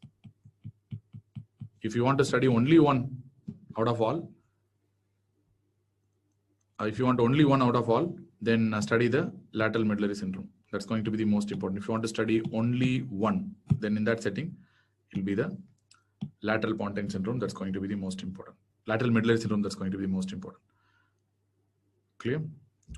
So I think our brainstem strokes are over. So we have completed the stroke localization. I think with this we can close the session because tomorrow we need to discuss on the stroke treatment, and after that we'll be discussing on the other aspects of neurology like multiple sclerosis. Then we have peripheral neuropathies, neuromuscular junction disorders. So we'll try to finish off by tomorrow itself, all this stuff.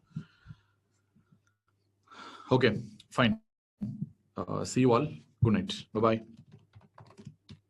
What time? Same. I'll try to, I usually come around 10 o'clock here. Sharp, I'll be 10, 10, 5, usually 10 to come here, but it's all about the, depending on the internet connection, because the 10 to 11 is always having an internet connection. So if internet connection is good, then we'll start by 10, 10, 10, 5 itself. If internet connection is bad, then it might take some time. So same issue. Thank you. Bye-bye. Good night.